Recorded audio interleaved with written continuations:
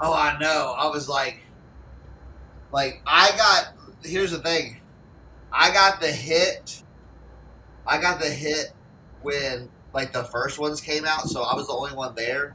So I got all this stuff, Oh man. and then I came back, and then more of it came out, but it got spread out to people, and then Yeah. then I went back the next day, and there was more of it. And I was the only one there too. And like kind of like the good stuff came when I was there. You know what I'm saying? So yeah, here's some of the dry rot ones. I just kept it in the bags because like it was a Chris Isaac shirt. I had like three or four of these, and they all they're bad dry rot. Oh wow. That one, Gloria Estefan, Mm. right there, and then these ones broke my heart. I was like, oh no, this sweet like Firehouse Dude. shirt. I've got a. I'm keeping them in this. I've got an idea to preserve the graphic. You know what I'm saying? You could probably put some of that. What's that? That fabric that has the sticky on the back. See, damn Yankees. This one's got dry rot too. Dude, this is definitely '90s. Like Yeah. all Oh yeah. '90s. All circa like '93 because I've got a bunch of ephemera. I've got 1993 calendars, Madonna, Prince, all Yeah, these. like yeah, definitely that whole era is like when I was graduating high Yeah. school. Like all those songs came through. Hey Tim, Diane, good to see you. What I was thinking of doing is like doing like a Maj, you know, the Maj Podge stuff, Yeah, like the stuff you can roll. Put like yeah. parchment paper on the back of it, Well, they and then make a material that almost has like a sticky part on one side, like a oh, I have some of that. It's this like an iron fabric. on. Yeah, kind of like an iron on. It's like the iron on. Oh, that would be a bad idea. Yeah, it's almost like fabric tape, but you can get it in bigger measurements. That's a good idea.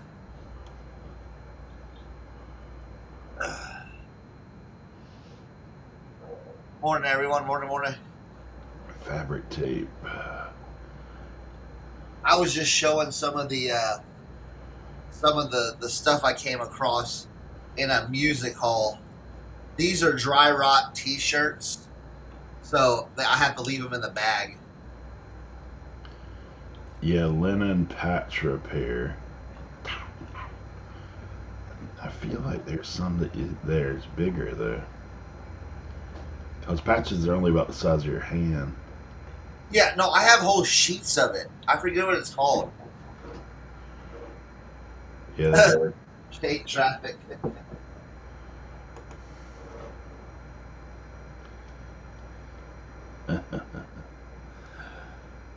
hey, Ots. Good to see you guys. When more people get in, I'll show all the stuff I showed you earlier. Oh man. Yeah, all that's throwback. Like most of those bands you threw it up, I was like, yeah.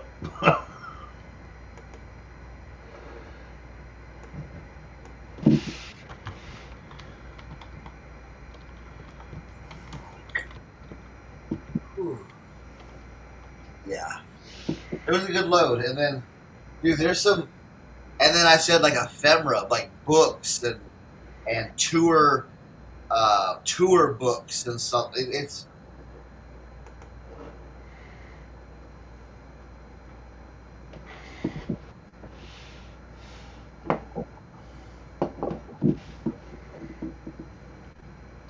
Yo, Firehouse, the power ballads. They were definitely on a cassette in my car in the high school.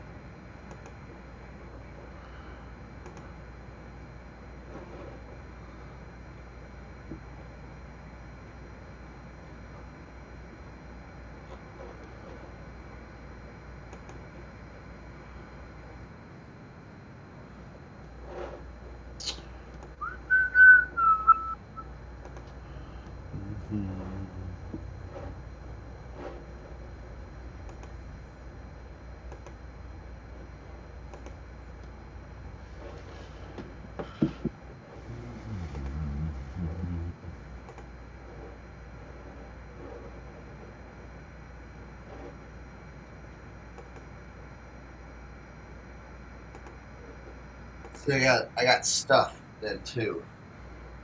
Dude, there's some weird stuff in this pile.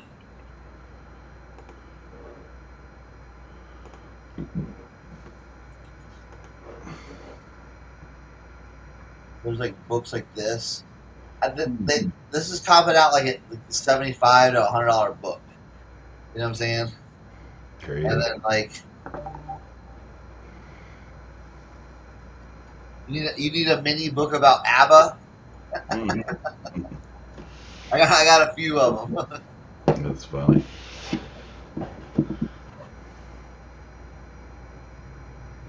A Chance to Shine, a Morrissey fanzine, stuff like this. You know what I'm saying? Like rare, very rare stuff. Yeah, that's crazy, man. Like here, look, Iron Maiden. You know, tour booklet and everything. And it's like you don't have just one. You know, it's like two of them. You know what I'm saying? Yeah, it's crazy. Or me. And then you got another one right here. You know, like a different one. You know, so it's like. There was some interesting stuff here, like this stuff right here, like Green Day. Huh. There's a few Green Day. I've got a few like 9 Inch Nails ones. You know, like it's all like dead stock stuff. That's wild. I've got some. Oh man, I've got some like. So they have music too, or no? Like records? I did not get the CDs. I missed out on the CDs. Gotcha. Yeah. Yeah. So I didn't get all of it, and I didn't get all the memorabilia, but I got a bunch of it. So it's like, and I got a bunch of good stuff. So yeah.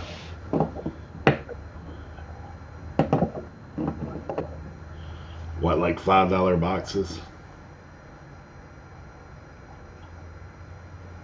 yeah.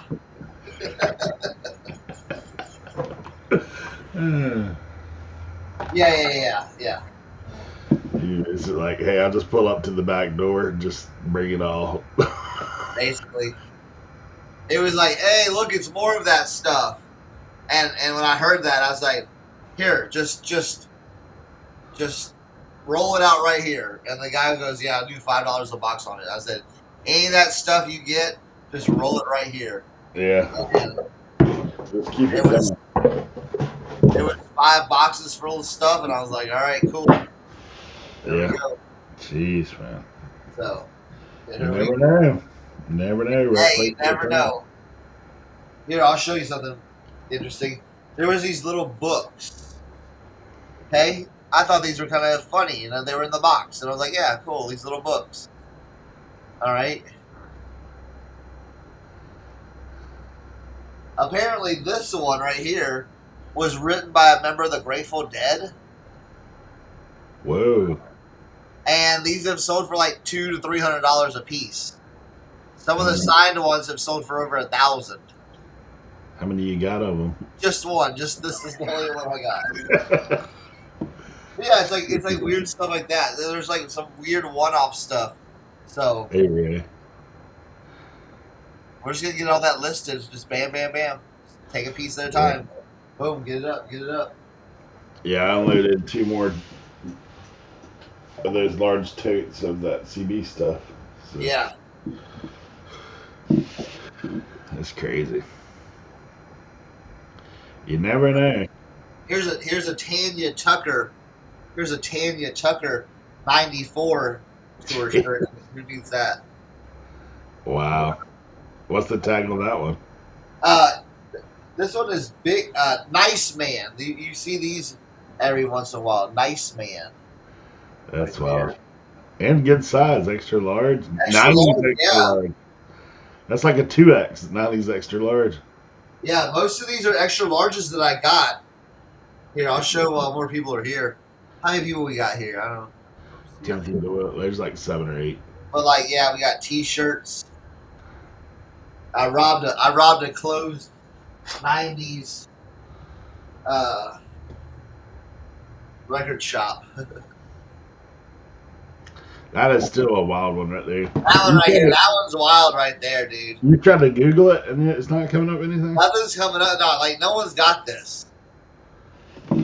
There's another one. I didn't show it earlier. There's another one buried in here that my son wants that I can't find anything on. I think it's just an art press. I have 2 of these shirts. These are 90s European bootleg ones. That's what this tag is right here. So, yeah. Definitely value on that one.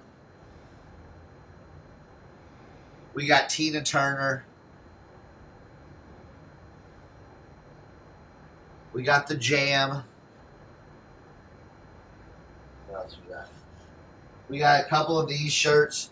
Babes in Toyland right here. 1993 tour. This one's a pretty good one. So, we got this one. Yeah, people are reprinting that shirts with Margaret Thatcher, but Yeah. Yeah, but I haven't found anything that old. You know what I'm saying? No. That David Bowie single stitch. Let's Dance. That's crazy, dude. On that vintage, look at that crispy T-Joys tag. Look at that. That's crazy. Hey, Brandon. Good to see you. And this one doesn't have dry rot. I thought it was going to have dry rot. It doesn't. That's great. So, I was. Here we go. The Foreskins. This is an actual band. Yeah, I'm sure that sounds like something from Europe for sure. Here's that Cypress Hill shirt. Oh, like, that's sweet, dude. Front and back AOP. Somebody has that shirt on eBay, the Foreskins. Yeah. They're trying to give it away there. Theirs don't have a tag in it. Probably reprint. Yeah. Yeah, it says that one's typically between 25 to 125. Yeah. This one right here, I couldn't find anything on. This is like, I think made in England because it's a weird tag. Some of these are English tees right here. It was this art print right here. And my son Cohen was like, "That's dope, Dad. I want that." So, pretty well. Yeah, it's pretty. I couldn't find any. It's got a saying down here. I don't know what the saying is. Sic transit gloria mundi. I don't know what that is. But there's no artist signature or anything like that, and it didn't come up with anything. But it was just like a cool piece.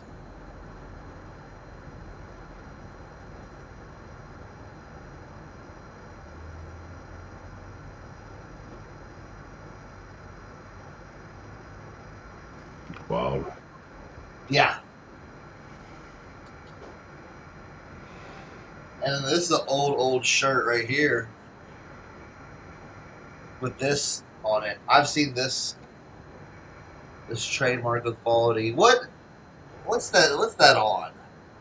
Or what's that come from? Anybody? I don't know. I've seen that before, but oh, bro.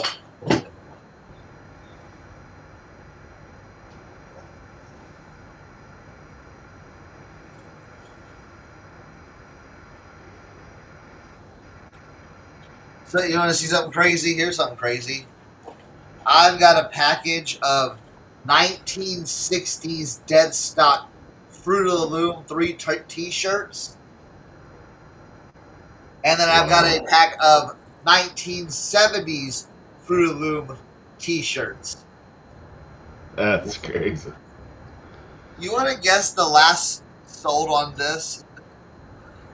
Something like this was $150.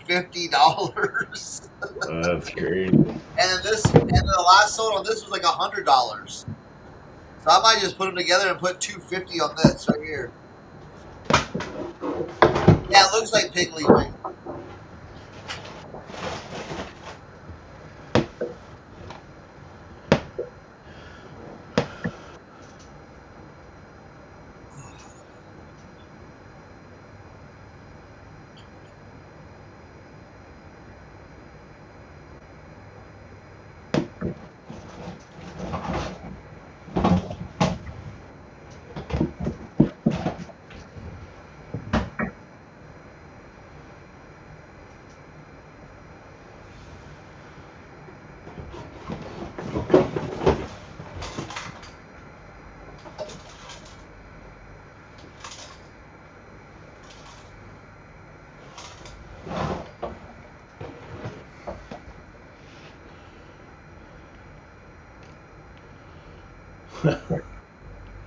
Timothy Doyle said you got your mortgage covered for the next couple months.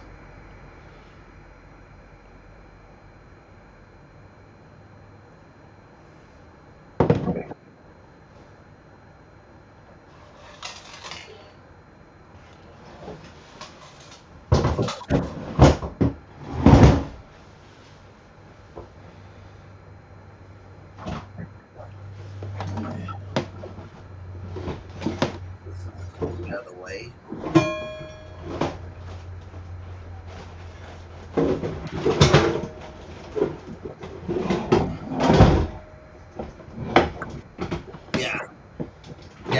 Yeah, there's some stuff that I real well in here. Man.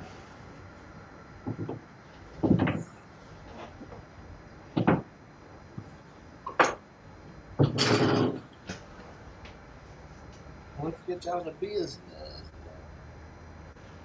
Look at this listed.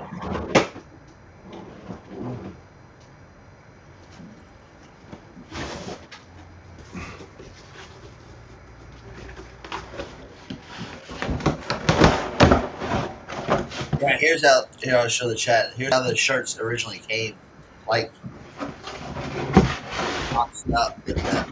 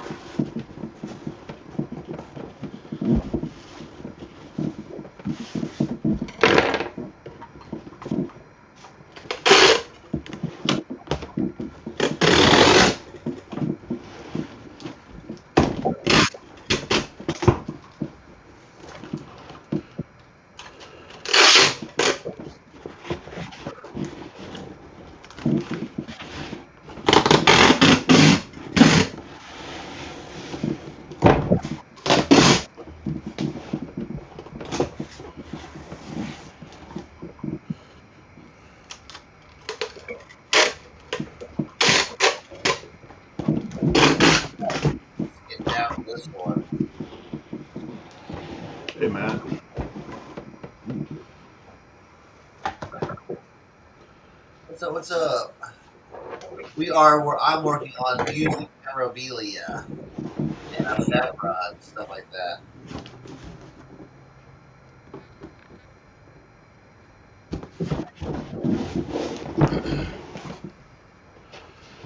It's probably 20 pounds.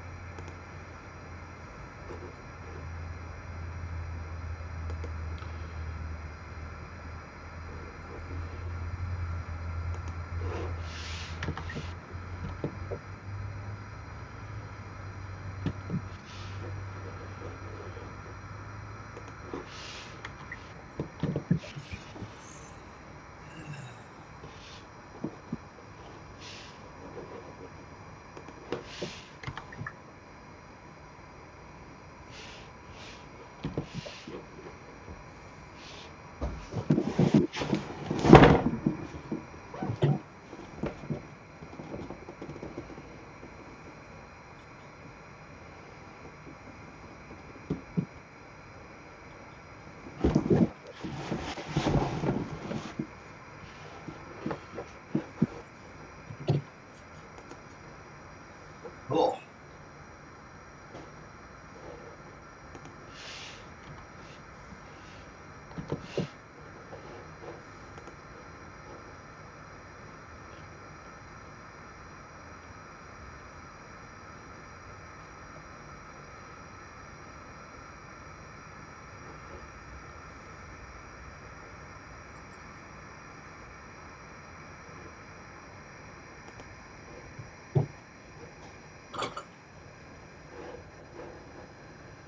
This little book, they said listed for about $100.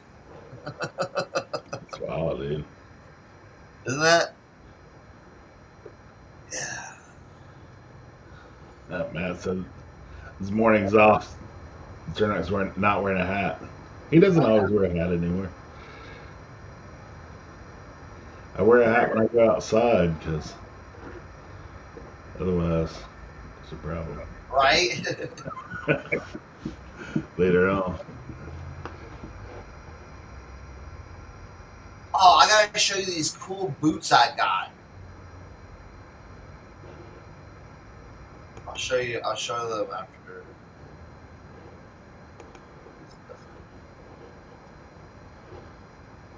Okay, what happened?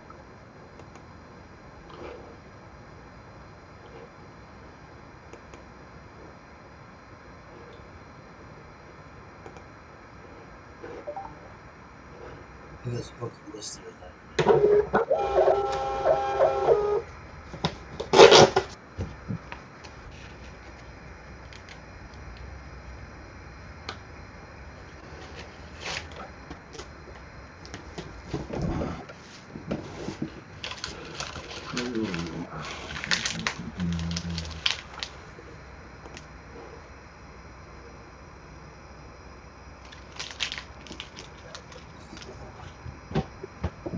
Ooh, I like that.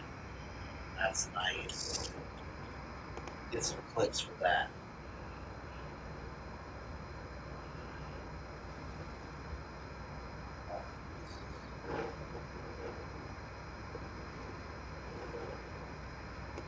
All right, so I got these boots, dude. Like, oh man, that last Friday was cooking in there.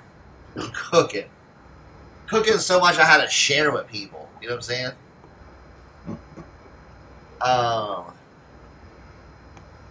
What POS do you use in your booth when you are selling at the flea market? POS, like point of sale, cash, baby. It's cash, or Venmo or Cash App on my phone. All right. So I got these Rocky boots. All right, these Rocky boots, and they had this like weird little clip on the side. I'm like, what's that clip for? Well, apparently these are the warm gear battery powered. Like you put these on the outside of your boot right here, and it keeps it warm. Here's the thing, though. I can't find anything on these because these are from 2004, but they're in immaculate condition. No, nothing. You know what I'm saying? They're like perfect. I don't even know if they've been worn. So, those are kind of cool. All right.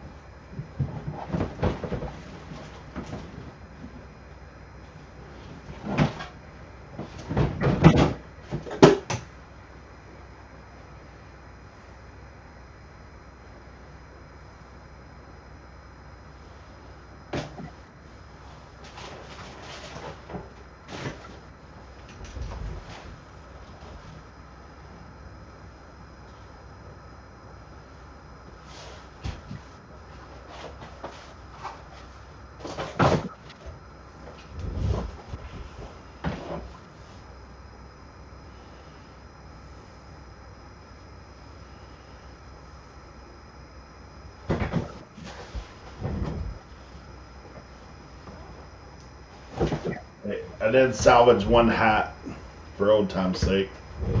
Did you? Yeah, this one right here. Oh, there we go. Old mini jeans. Nice.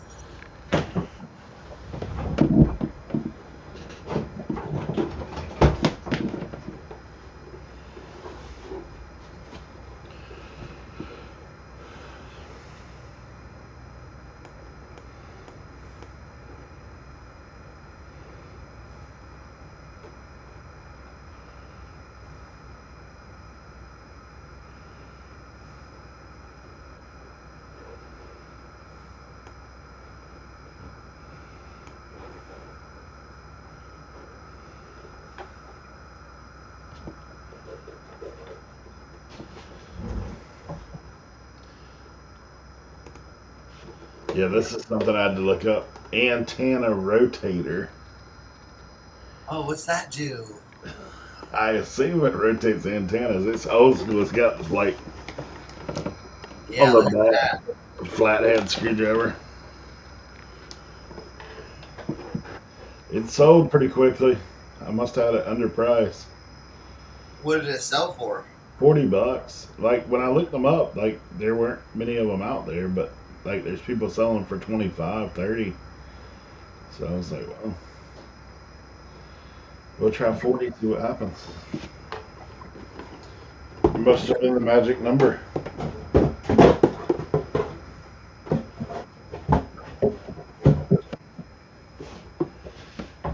Now I just gotta find a box to fit it.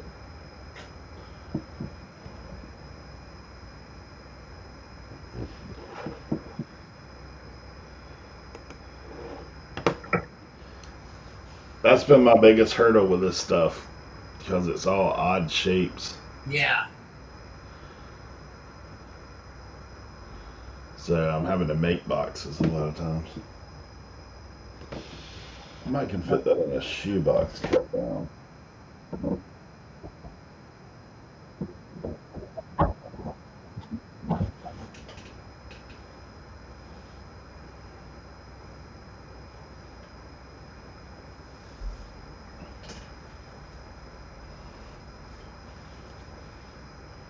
Shoe box. Alright, I gotta run to the shed and get a box. Cool, cool.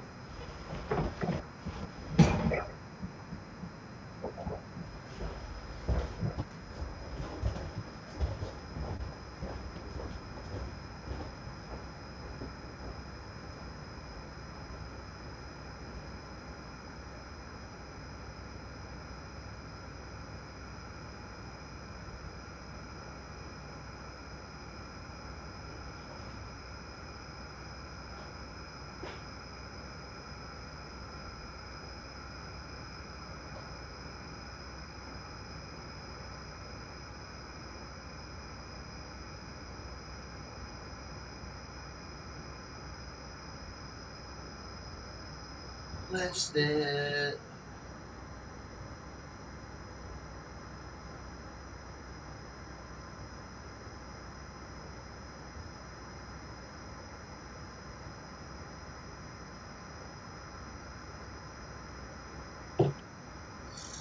All right. This little guy now.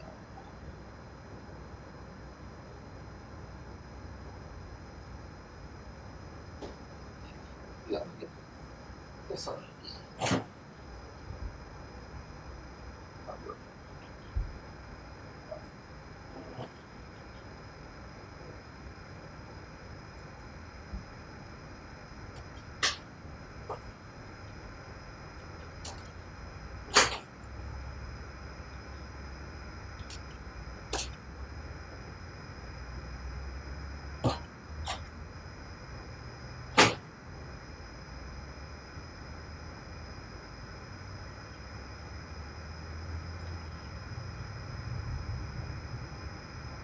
Yes, nice.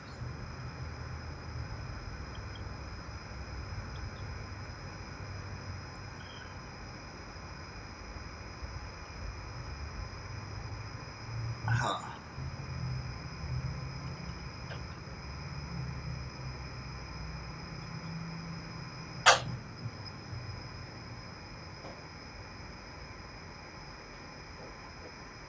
Right. Go to the next one.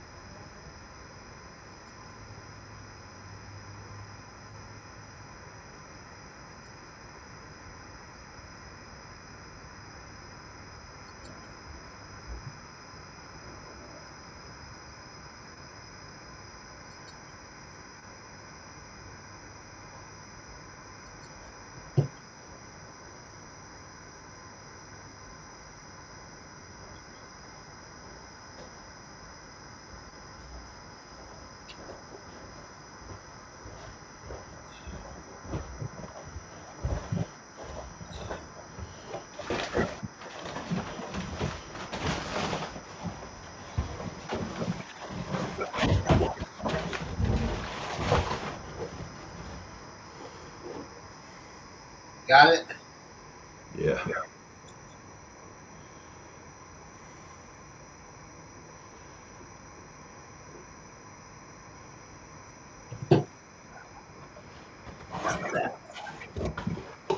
Yeah, it's way back, Timothy. That thing that you were talking about, that I was showing you, that's from way back for sure.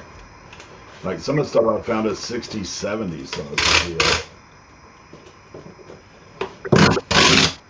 In fact, today I'll show you some old Heathkit stuff when I get into this second box. That's old.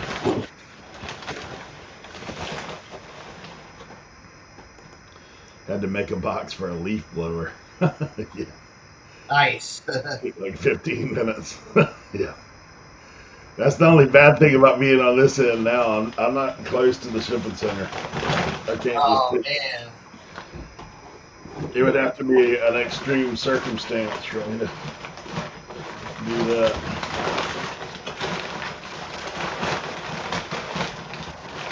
There's not one down here. The only good thing is the UPS guy comes by my house every day. Because we live at the end of this road, he's in and out all the time. So I told him that he's a guy I know. He actually used to work with me at the bread company way back in the day.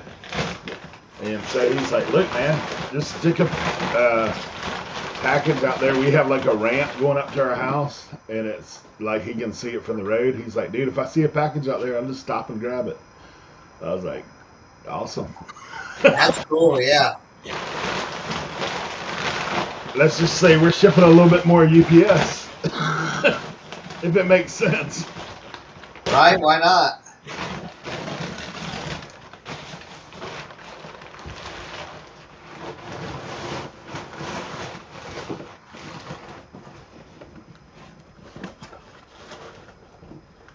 All 4 other POS, but not sure if their scams are real. I think I'll go to an event in my town and look at the POS, the vendors, and I mean, you could try the Doyle. You could try the what's it called? What's it called? The credit card. What's the credit card readers thing called? Square. Square. You can try that. The only thing I mean, I used to do credit card processing. Square's 3.5% plus whatever the top part is, 20 cents a transaction. So just think about that when you're negotiating. I mean, it's still cheaper than the other. My mom just had PayPal hacked on hers.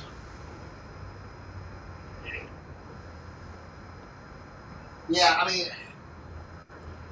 what's not hackable? You know what I'm saying? Yeah, anymore.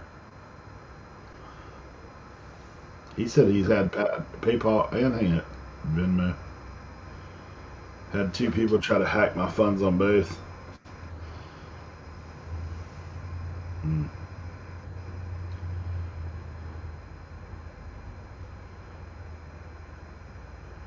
This girl in our church works for the Park Service. She just sent me a thing about at 11 something. They're having a turtle hatch over on the beach here in Buxton. It's kind of cool.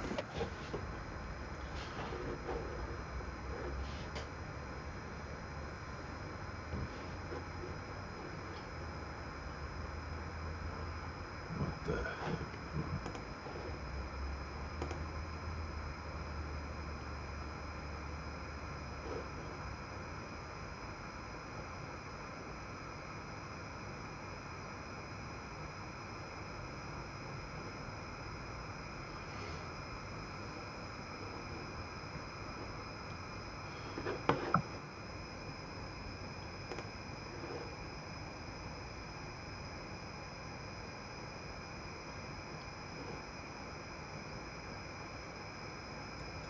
I have to sell this other book. Zell. Careful with Zelle. A lot of scammers use Zelle. I only use Zelle with like the people I know.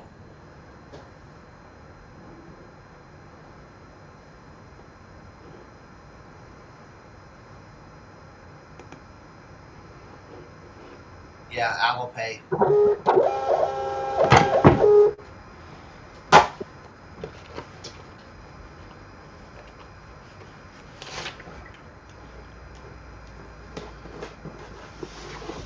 You just need to get a small ATM machine at where you set up and be like, hey, I want to take cash. There's the ATM.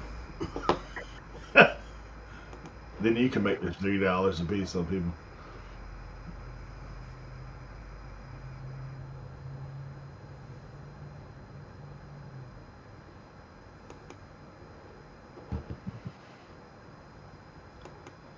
I mean, unless I'm in the backwoods, yeah, I'm always trying to pay cash at places. I think it helps negotiate sometimes. Yeah.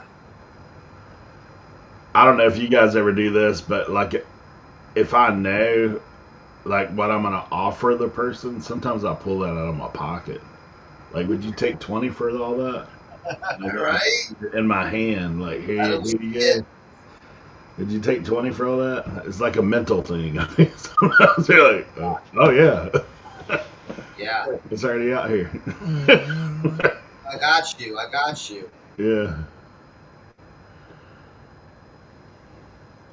Timothy, I would check too, like, if you check with a credit card, I used to do credit card processing.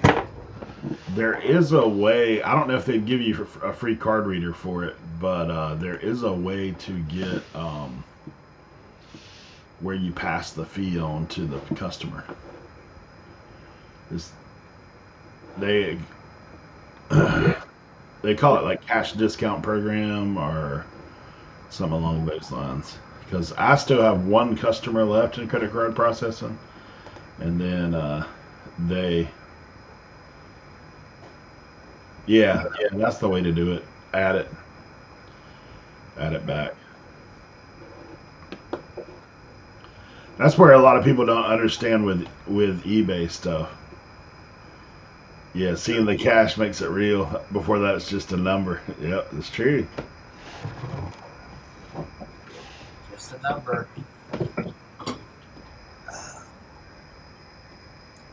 Yeah, I do it all the time. I pull out a 10, I pull out a 5, I pull out a 20. If it's something really expensive, like I did this for a short time. I would have like one $100 bill just in case.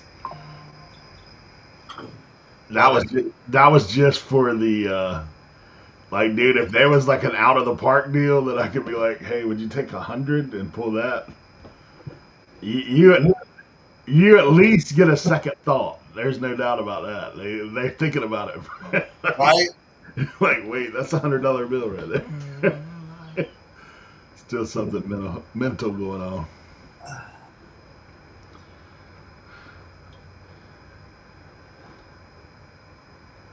Of course, I've only put out 100 one time, to be honest.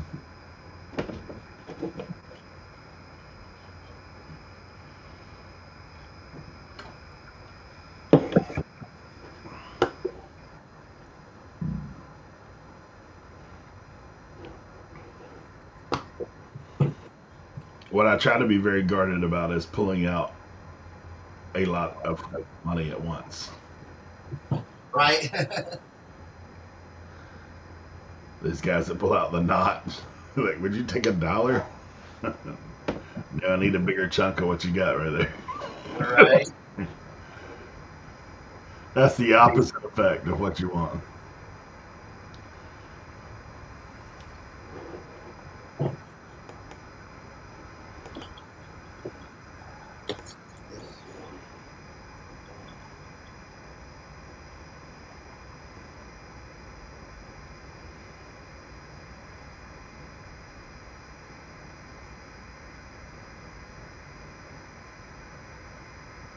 Yep. If I have a huge pile and offer 35 or 40, I will. Yeah. Honestly, there are very few yard sales, like, for me anyway, very few am I able to make a massive pile. Earlier, I would make a massive pile. Of course, I always look for add-ons too, especially if I've already heard the prices. Yep. Bet hedgers. Yep.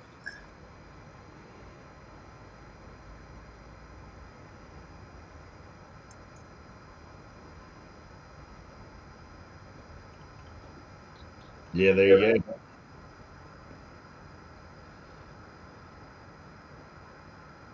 Got your own cash discount program going, Timothy. That's the way to go.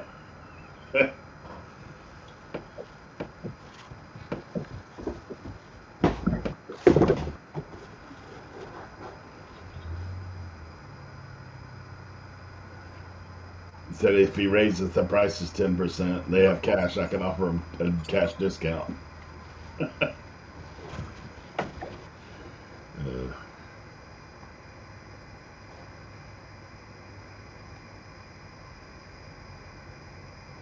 Yeah, near the end of the sale, true. Clear out a closet. Man, a lot like estate sales used to, not so much anymore. Of course, I'll be honest, man. My estate sale guy that used to be so heavy, he's kind of dried up a bit. I went to see him recently because I wanted to go look at those red lines that he had, and he's like, yeah, "We hadn't had an estate sale in like a month and a half." Wow. That's crazy. He's been doing a few house clean outs and doing like auctions. He cleared out this one guy's. He had a big booth at one of his antique malls. So he had a serious amount of red lines that were like good. I put a $200 bid on them, and they went way more than that. So Oh wow. yeah. So I was like, well,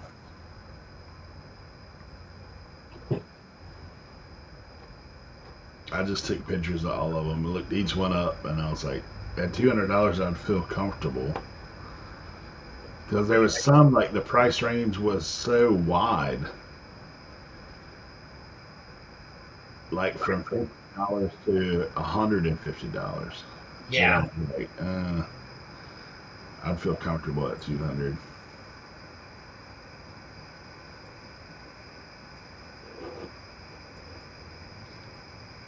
But Redline is one of those things. I think, you know, the people that collect those things, they don't care how much they spend. Yeah. I'm pretty sure you got a collector. Oh, most definitely. You know. Probably a couple collectors for the bid to get that high.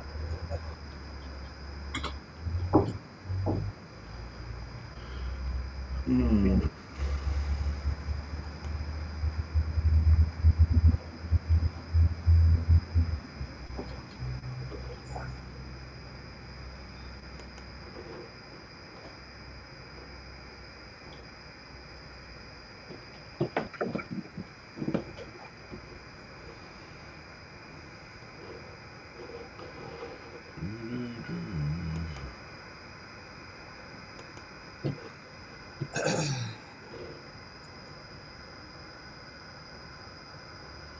Yeah, I think that's what's happened here too. Because like used to, he was kind of the only game in town. Him and one guy.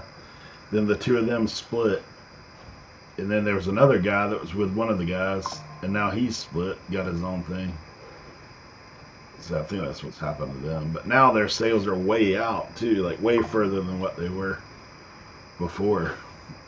Used to, it's all kind of in this area out in the country. Now those guys are advertising like Virginia and like almost Raleigh area. Oh wow. Yeah. It's like, dude, that's too far to go. Yeah. Kind of a hike for you. You know what I'm saying? Yeah, especially now.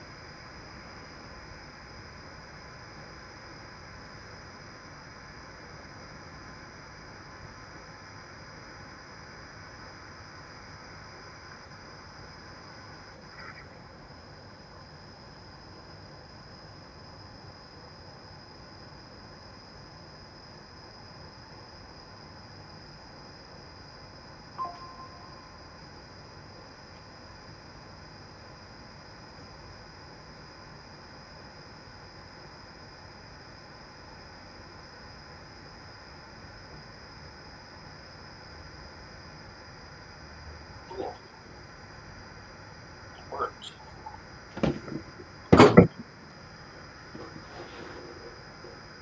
Cool little psychedelic Peter Max book. If I cleared out tree lines around my house for storms, no, I don't have any. I don't have any. I have one tree back over here that's closer to the house, but it's been there a long time. Where I lived is tucked away, so I live on the only part of this island that is got a ton of trees. So it's a lot more protected than the coastline.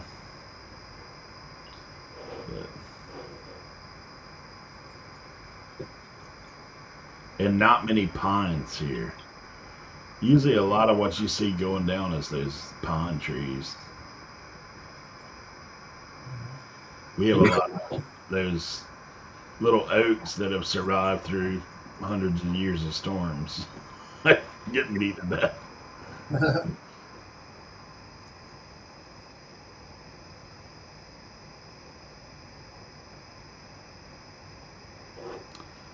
I will say though, week 2 of Starlink, even with all the heavy rains we've had here, has been just fine. Yeah? Yep.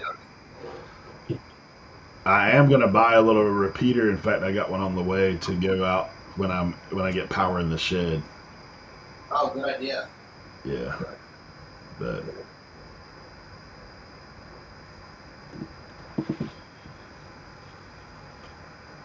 yeah, Timothy, for us, it's, I hate to say it, but it's kind of old hat out here. Like everybody knows, hurricanes are a fact of life. Just depends on how bad. Thankfully, the power plant's right around the corner from my house, like probably within a quarter mile. So they have a massive generator that can actually generate the whole island. So when the power goes off, we're first. Oh, wow. So, one of the things. We may not be able to get off the island for a little while, but we'll be first. I have a little generator myself that can run like our refrigerator and stuff. And now we have a stove, so we can at least cook. On the top, not in the oven.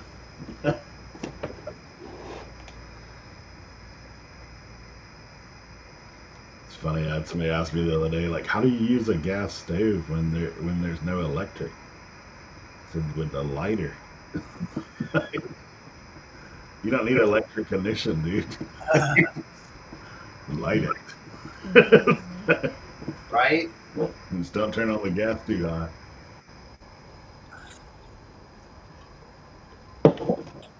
I had that happen at the time at a little house. We have a little grill out there, and it was electric ignition, and the ignition went out. And the guy called it. He like sent me a message, and I was like, "Hey." He said, "I can't get the grill light." I said, "There's a lighter right there hanging on the side." He goes, "What do I do with that?" There's a hole on the side of the grill, so you can just turn the gas on. Like, Yeah. I told him just to take the lid off that thing. Don't let all that gas build up under that lid. You have a rocket.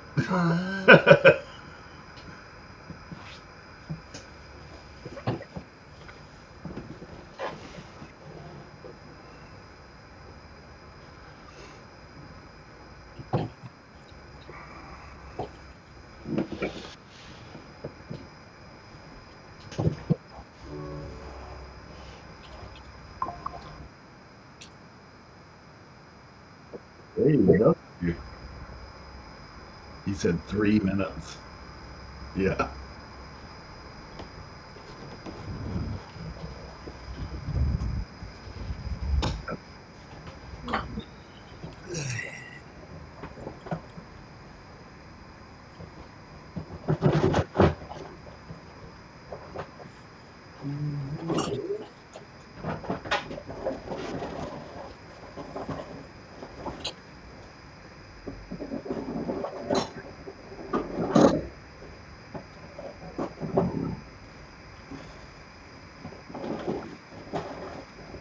All right, let's get a few of these listed.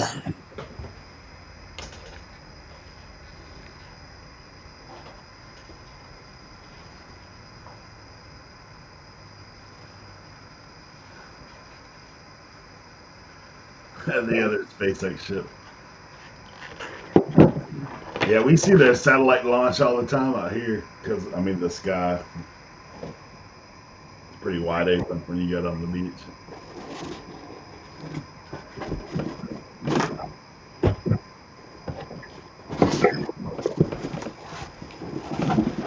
doctor's 3 months. Yeah.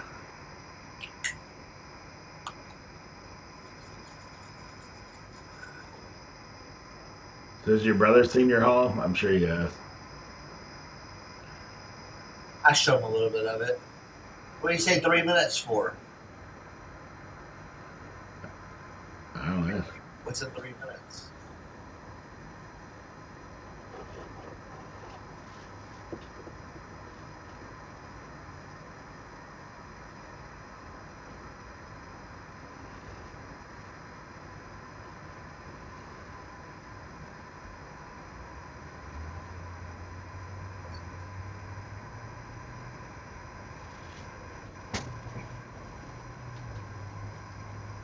Tim must be card shopping it today.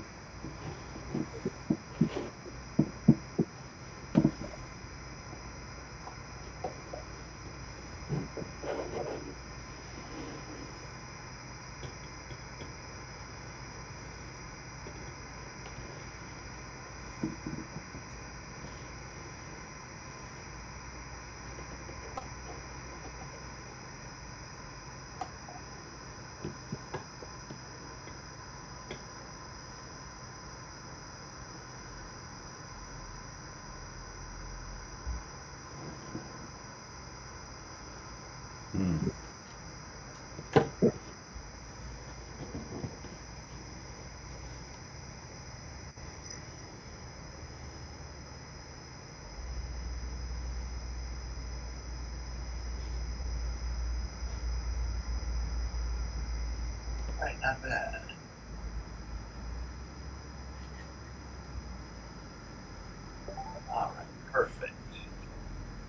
Boom.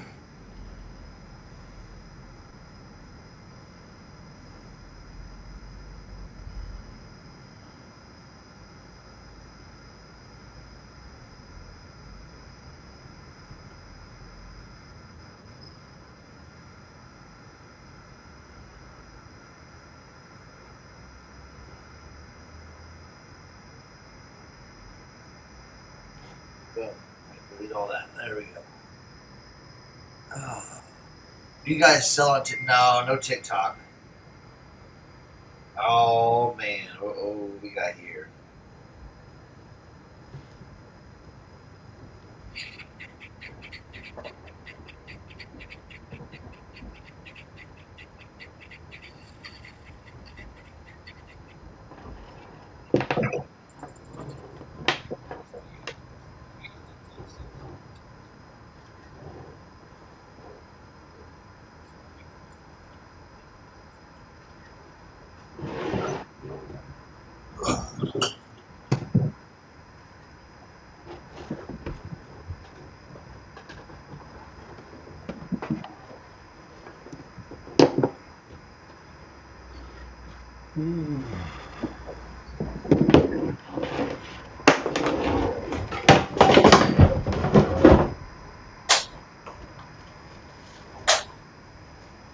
Yeah, a little voltage meter action.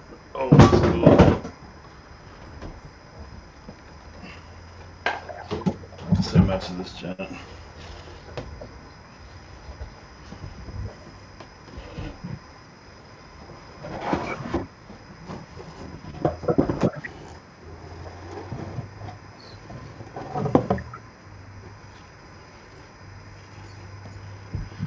%, more sales on there than versus whatnot. Huh. Dude, I haven't been on whatnot in so long. I will tell you this, I get so many whatnot ads though.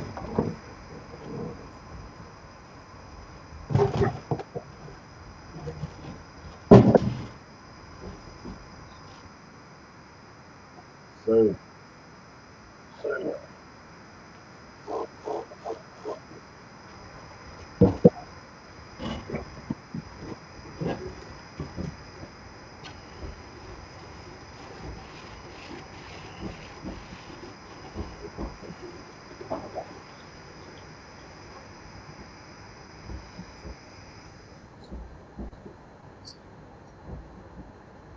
yeah, here's some old school heat kit stuff.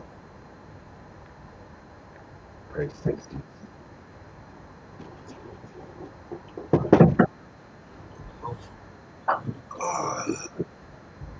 Reflecting power meter. Oh, yeah.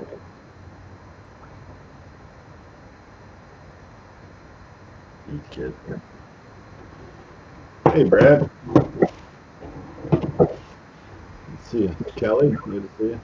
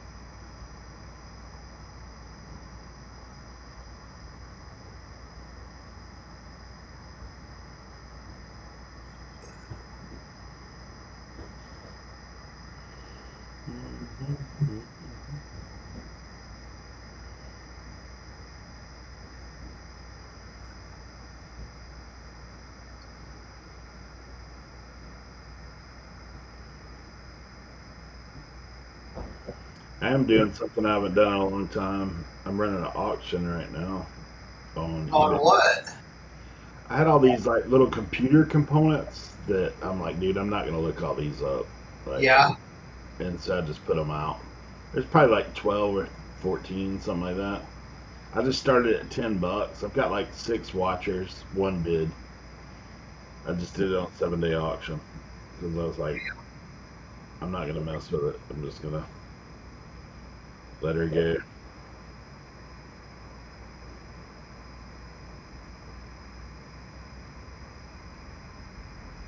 I have to do a minute, 70 hours a week. The ones I've seen are ×3, better than Fox Live quality. Just don't feel like I'm getting ripped off. Is that on TikTok? Is that what you're saying? Oh, eBay Live. Anyone try eBay Live or get an invite yet?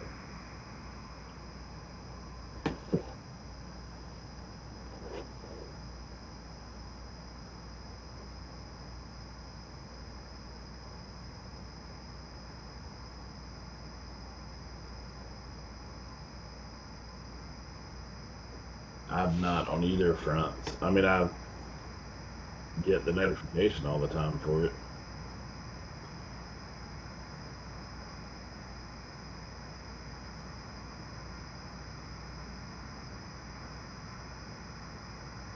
Oh, you got an invite.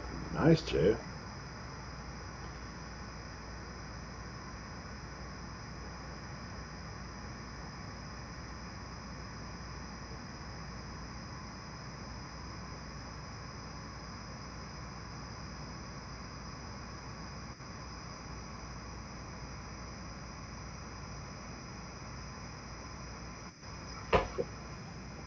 How did they send you the invite through like your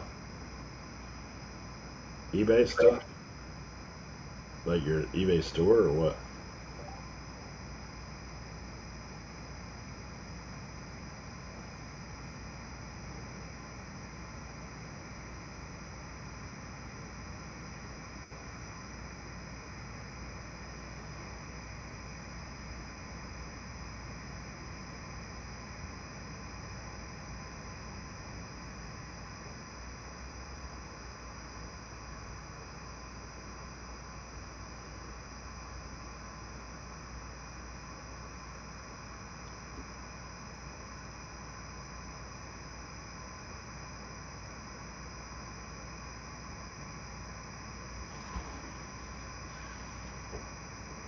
Gotcha.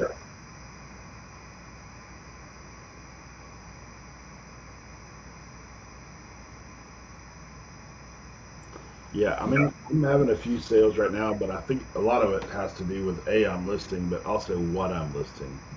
Because all this old ham radio stuff, I think that's a place where people go for it, Yeah.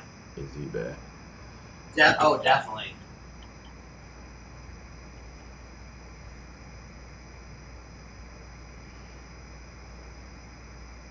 Kelly says eBay's been slow for her, have made more money on Pasha Macari than on eBay.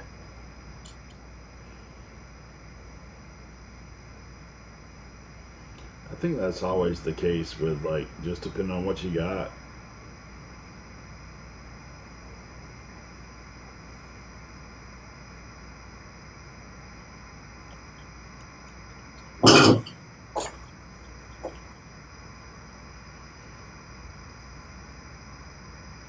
Oh, that's wild.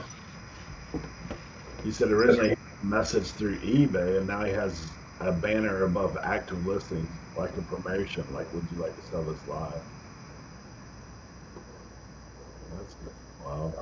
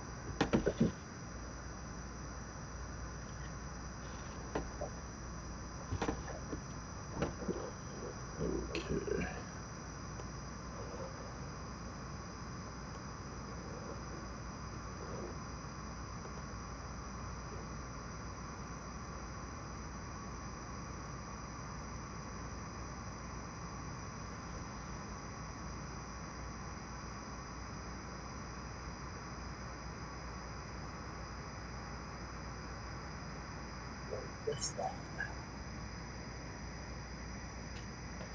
Huh.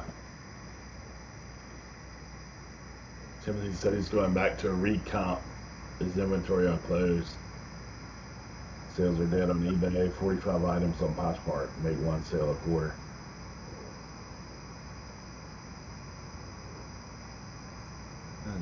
Tuesday, moving to shoes. Hard goods. Try my luck there. You're tall.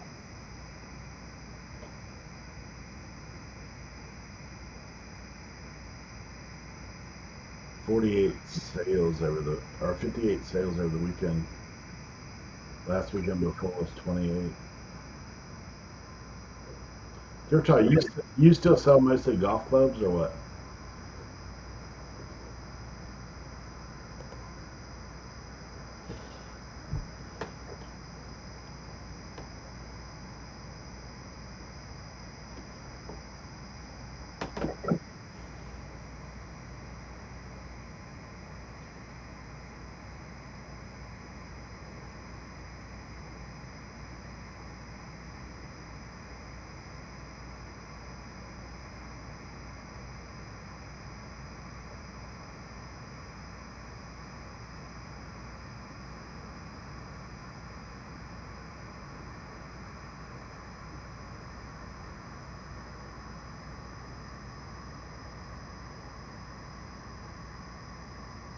Thought so.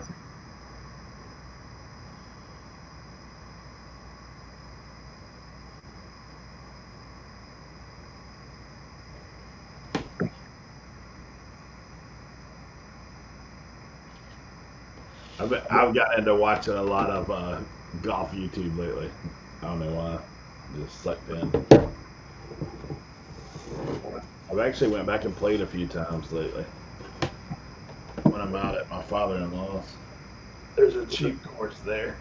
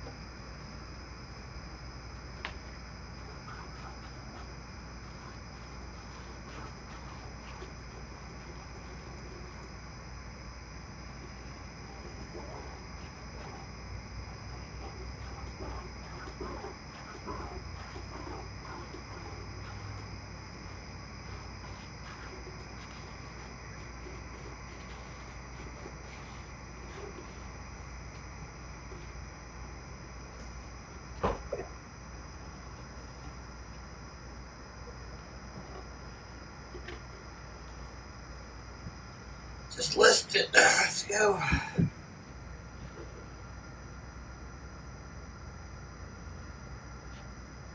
There's your deals. Now he got his kid into reselling. Oh, Stripped nice. computer, bought a new deal, parts, and created a new fast piece selling for car and I'm not sure. Doing great. Oh, that's cool.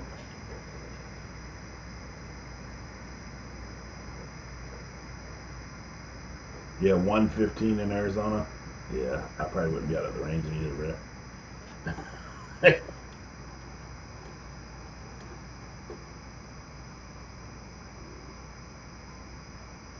I gotcha.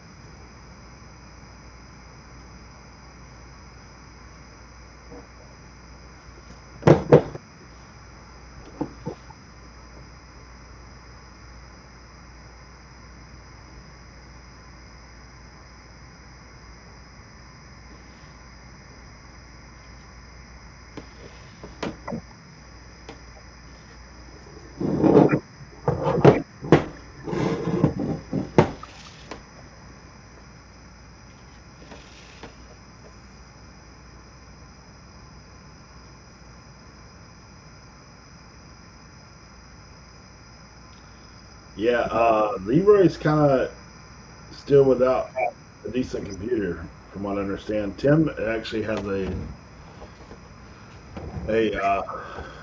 job right now, so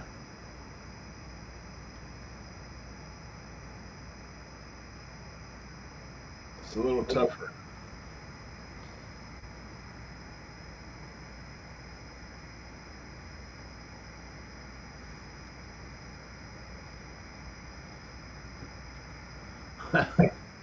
That's enough to melt cars on the driveway. Yeah, 115. Dude, a couple weeks ago when I was out at my father-in-law's, it was 107. I was like, man, what's going on? Kobe says winter is coming though.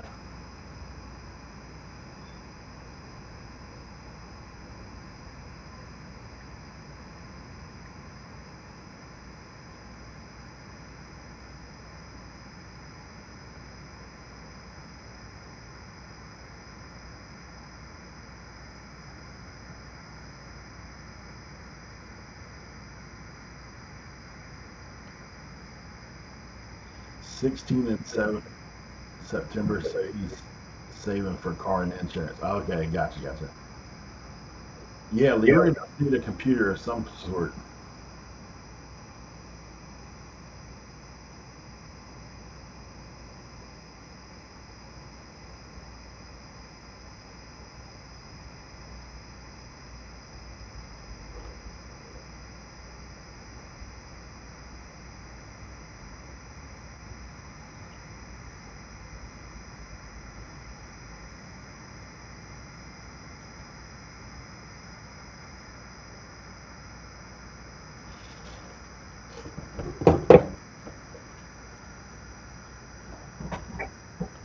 Guys, I gotta step away and grab my phone charger. I'm almost dead. Uh oh.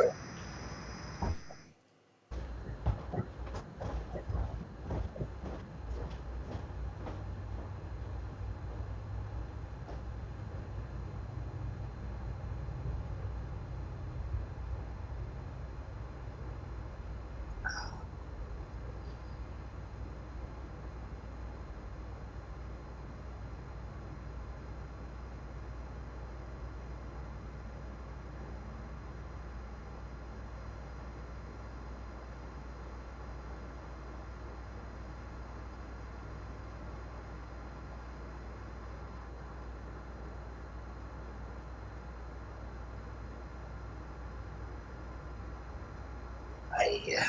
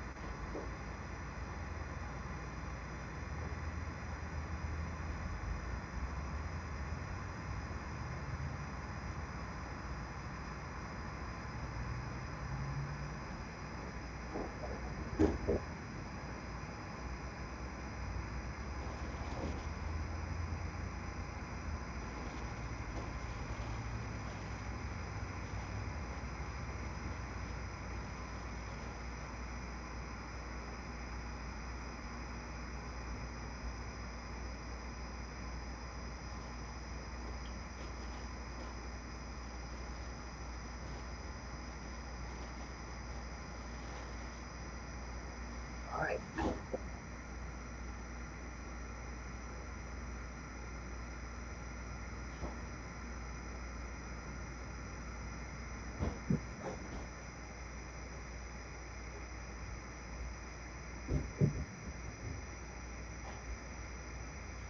Listen it.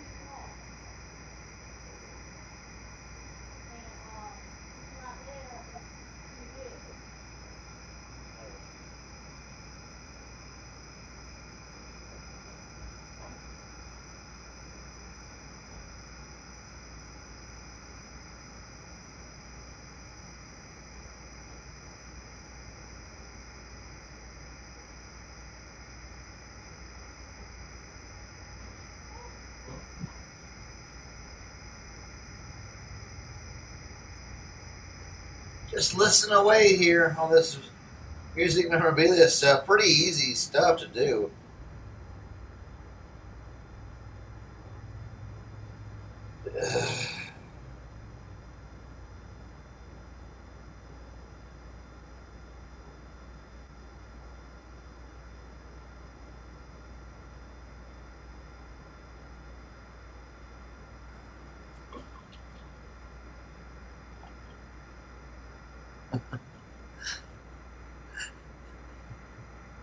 I don't talk.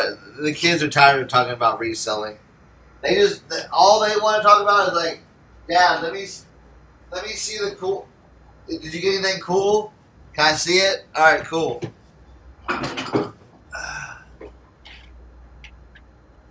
My one son, he's like my 18-year-old. He's going to college right now.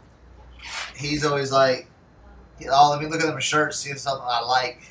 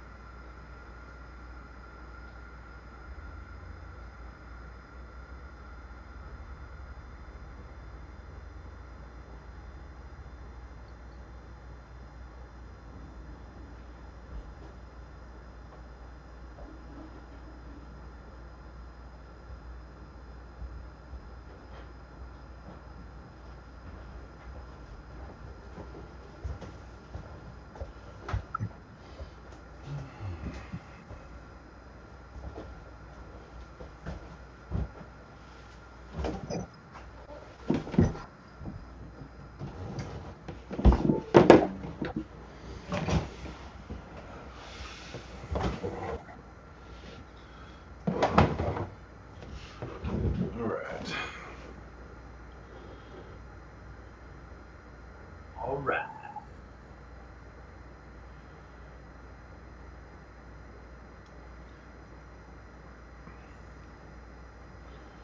The final episode of Trash to Cash. I didn't know about that.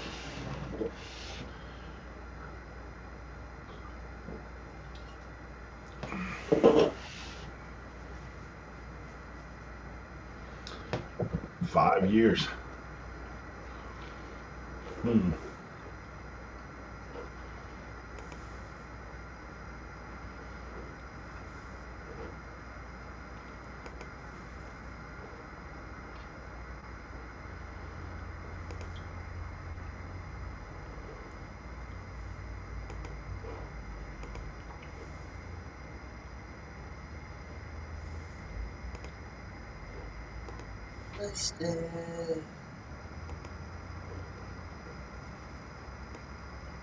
Huh.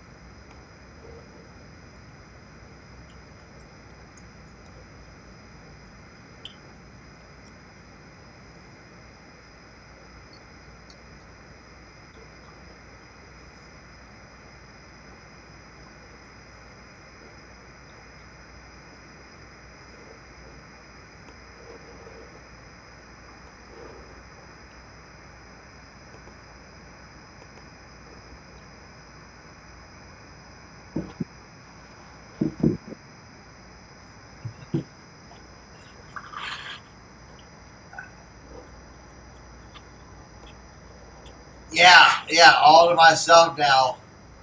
Okay. They're in school now. Hmm. Now I get to work.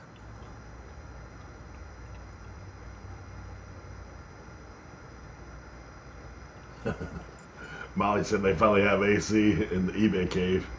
Oh, yeah. Yeah, that's a game changer for you, Molly.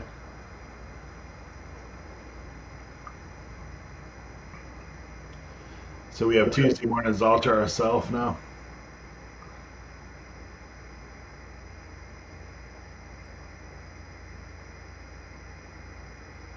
Dave got a job.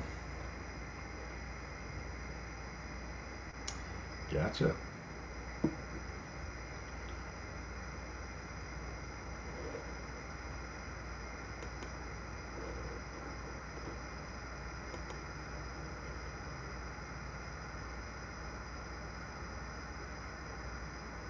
Stopping eBay and YouTube for a while. Gotcha.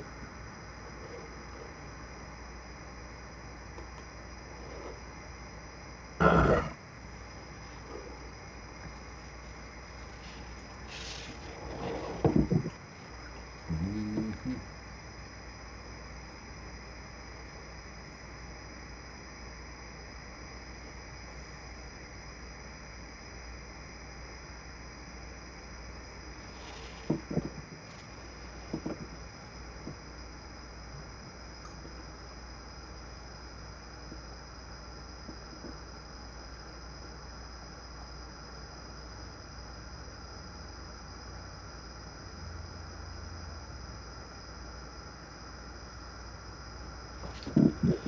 Look, somebody was talking about launch the other day.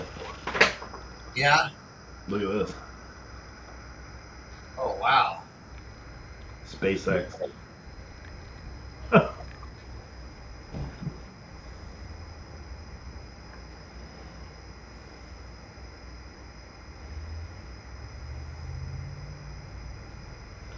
Pretty crazy.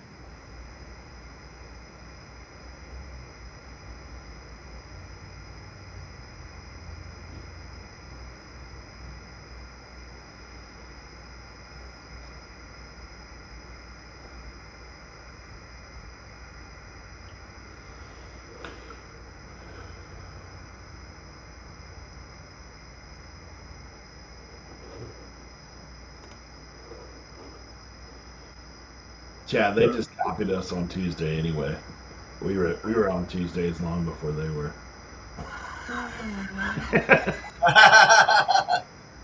Right. Tim's working a job himself now at the card shop. Jimmy, I'm not sure. Jimmy was a little busted up last week, so he may be taking the day off. 95 to a cool 75. Yeah.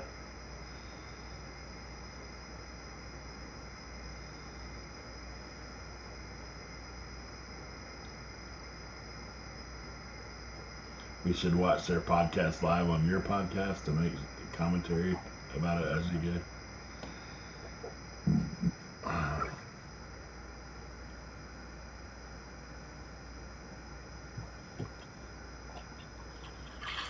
Cat says that she lives close to where they launch that stuff. Sonic booms every time they launch. That's crazy.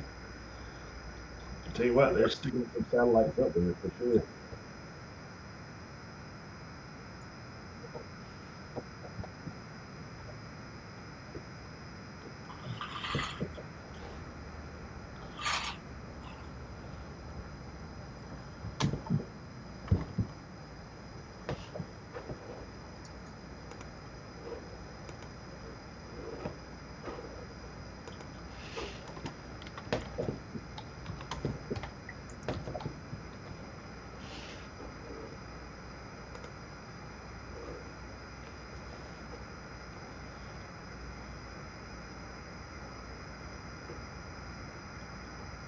There's now 11,049 Starlink satellites in orbit currently. That's crazy. They have permission to put 42,000.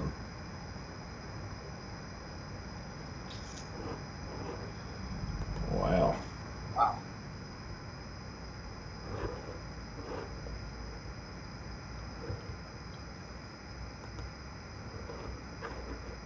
I have no complaints with mine at this point.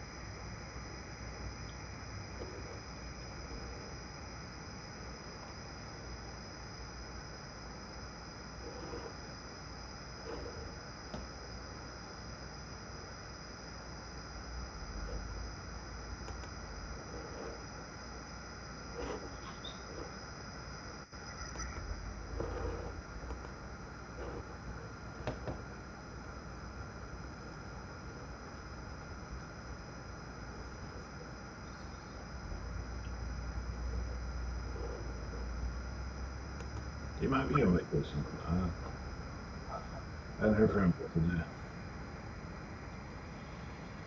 today. How many episodes have we done? Well, we did some episodes for a while that were separate. They were pre-recorded, but we mainly have done live since. Let me go back and look.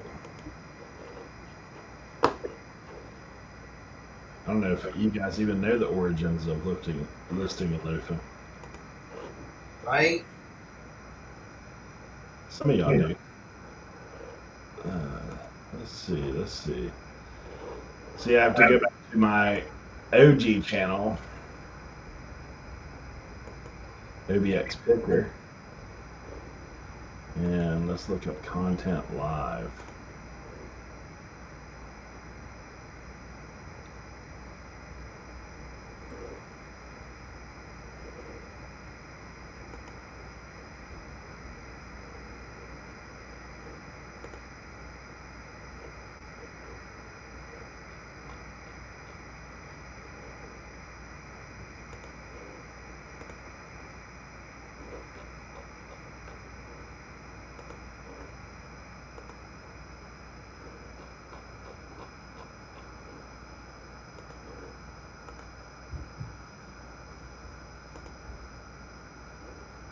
Okay. Content. Live.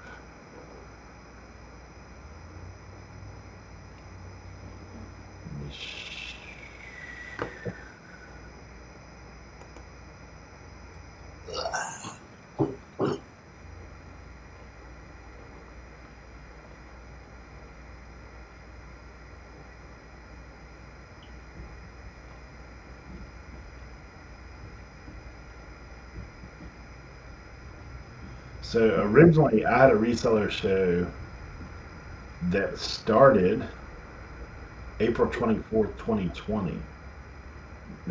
April 17th, 2020. Tim was actually my first guest on there with two other folks that probably nobody even knows here. Maybe, well, I know Joe, some of those guys know. So, Dapper Tiger and Midwest Bargains. And that ran for a while. And then I did my very first listing of Loafing, but we didn't call it there. That I did an 8-hour and 33-minute stream on September 16th, 2020.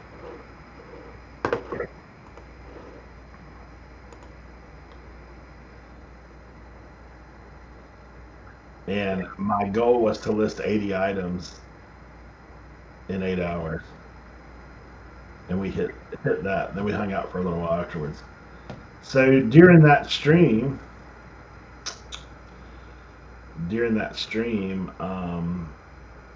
Tim came by, Cernoch came by, Jimmy came by, Kevin, a bunch of folks came through. and that was the beginnings of listing and loafing because I had so many people reach out to me like, I got so much work done today while you were doing that, and it's kind of motivation to keep going, and so we decided to do it together. So that's what that was the beginnings of it. And then we started every Tuesday. Initially on Tuesdays we would do practically all day. Like Right? we were running close to 8 hours a day. Let me get back and look, and see what it says. I'm pretty sure it was a long time we used to do. Yeah, we used to do some long ones. Yeah, let me look at this.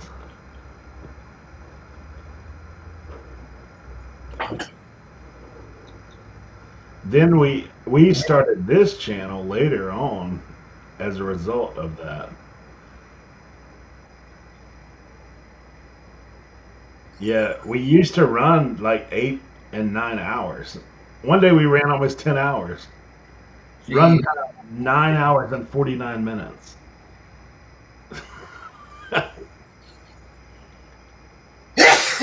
Usually it was right around 8 hours. Yeah. On Tuesday.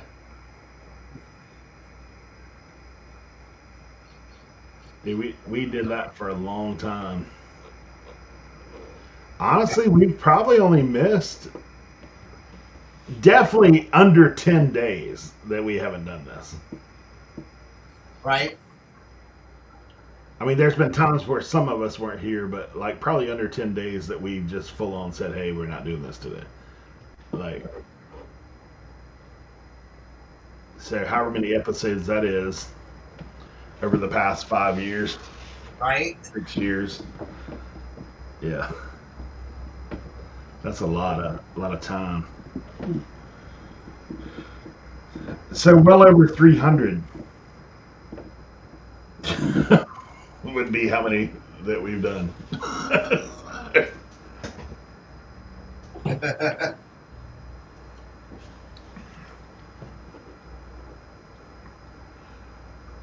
Yeah, that was 2020. Was the first one. See, now all the original listing loafings are on my other channel, Obxpicker.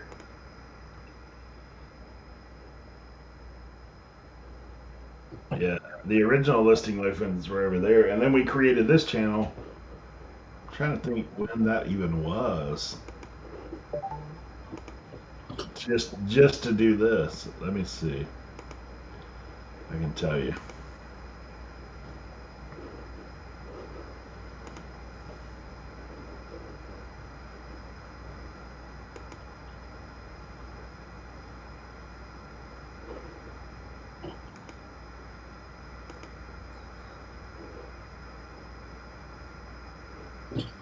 $2021 is when we did this.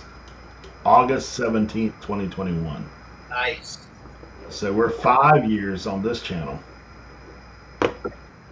We were over a year before that on the other.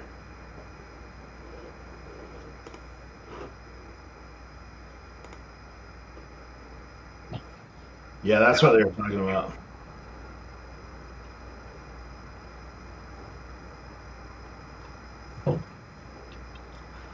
I think by the time we got to this channel, though, let's see what the time is.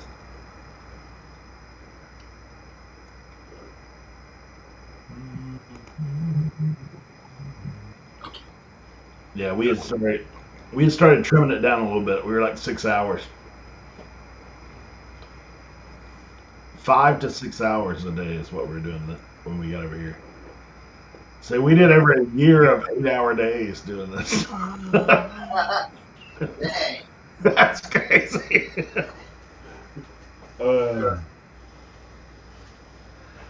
I will tell you though, back then, man, guys, I went from COVID project.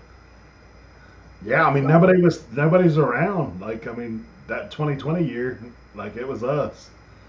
Yeah. Jimmy had there was some guys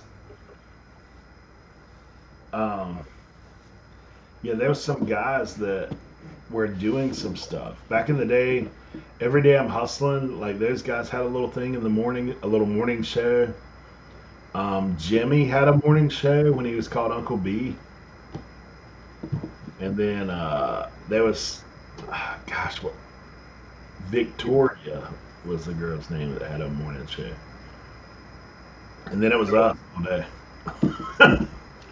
on Tuesdays.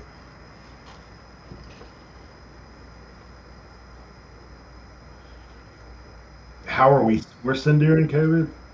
I had so much inventory that I'd bought from estate sales that I didn't need to source, but my island was kind of funny. Like where I go picked a bunch of rednecks that weren't too overly concerned, and then there was private picks for me. But our island was closed. I mean, as far as people coming in. So actually, I did a lot of RA back then. Because we had stuff aplenty. I sold a lot of food during that time. Things that people couldn't get in cities. So, but I just bought like 2 loads of massive amounts of stuff. So,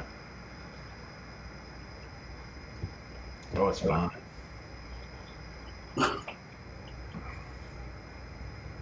Cernoch already had a store. Yeah, I used to do a lot of interviews too. Like, I mean, I did the Reseller Roundtable back on Obxpicker channel, like for a long time, and then I did a smaller series called What You Picking that I did for a while. Yep.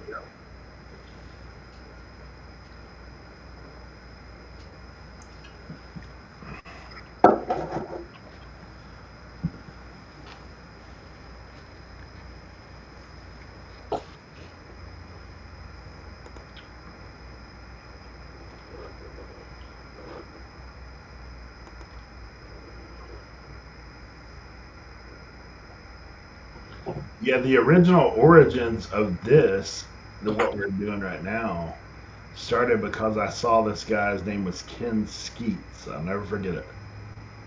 And he did media in Australia, and he ran a 24-hour listing stream. Him and one other guy, and they listed for 24 hours. So I was like, man, I've got a lot of inventory. I should just try it. But 24 hours is too much, so my goal was 80 in 8 hours. That was the plan.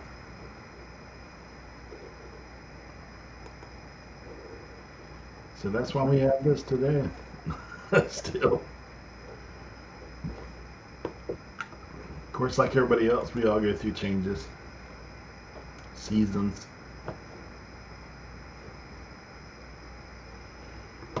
In my peak, I probably had like 2,500 listings. I just broke 200 yesterday again because I've gotten rid of so much inventory.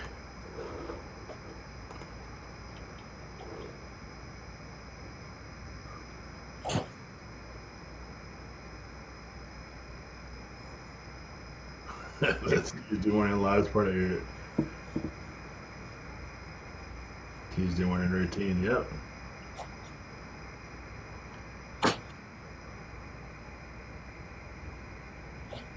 No, COVID. Hey, Cernoch went out of clothing, dude. What? They said, "Is that when you started your clothing collection?" I was like, "No, he already had that clothing collection by the time COVID." Yeah. Plus, he lives in a state where I'm pretty sure there were sourcing opportunities still going on there. Yeah. People were not really abiding by. Yeah.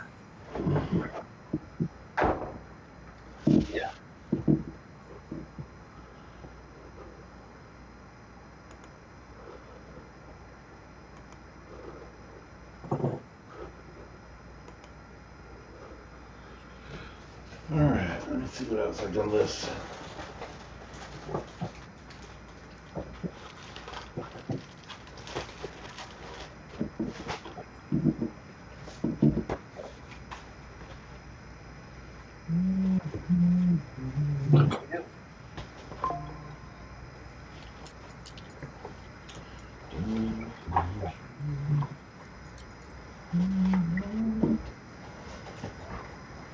Right? No routine but this.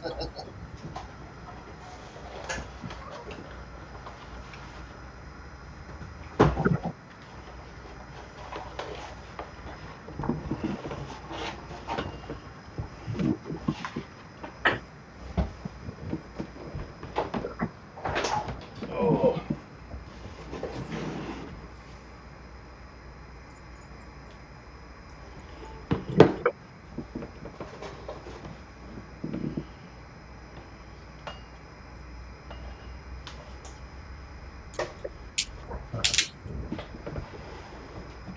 I don't know where Tim is. I think he's working. Hmm? Whoa. You hear that? Yeah, what's that? Regulated power supply. Sounds like the fans.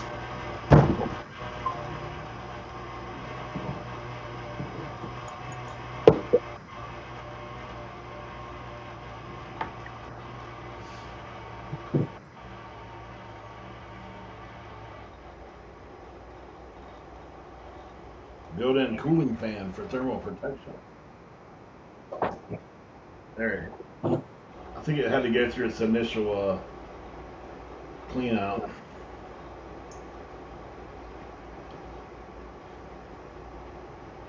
Regulated power supply. These things are heavy as lead, dude.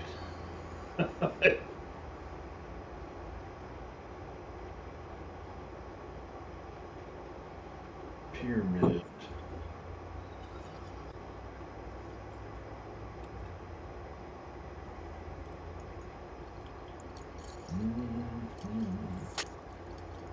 Right.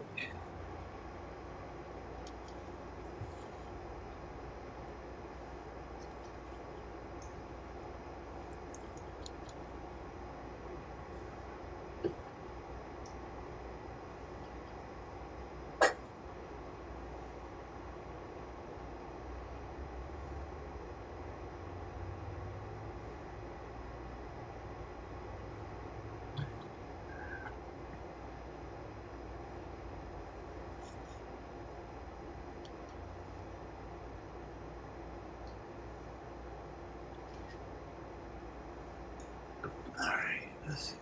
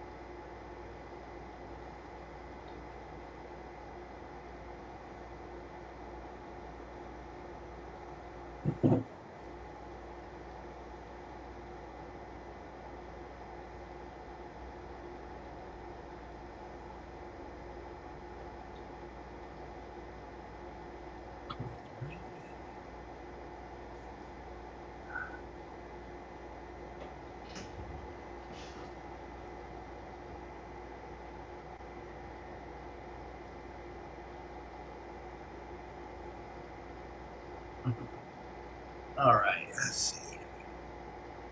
Let's get some of this stuff in a photo room.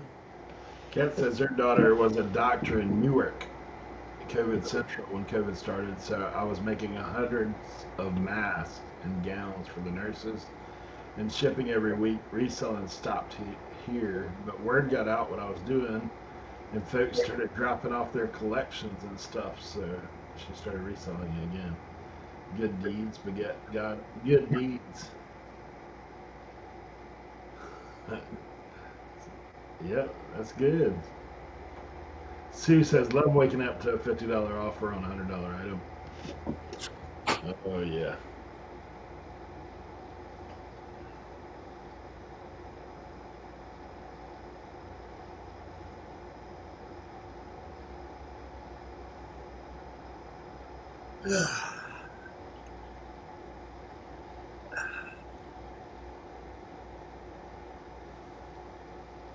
On these items I'm listing right now, just send the offers. Let's go.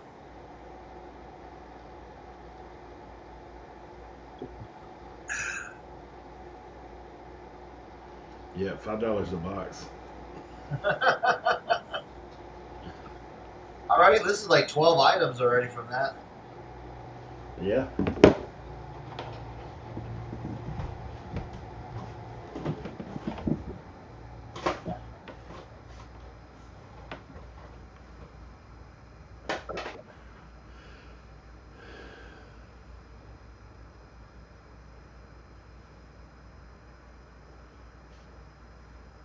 Yeah. See, Chris, Thrift Hall was just talking about how hot it is in Arizona.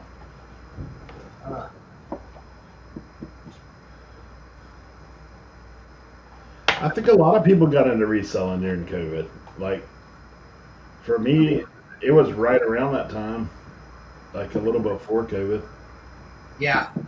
But mine was just, I don't know what happened, but originally I was going to try to do Amazon, was my thought.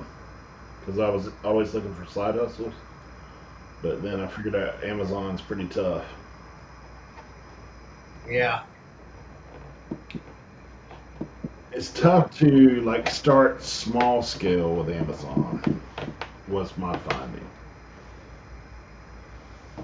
Because the profit margins are just not enough to keep you there. Like, if you're starting out, you're only making $1 or $2 an item. Like, you're not gonna get too excited about that, unless you're selling 1,000 a day or something. But generally, you're not. So I started with the book hustle on there, and then some RA stuff, and didn't really see much. But then I found that collection of action figures for cheap, and that was the beginning.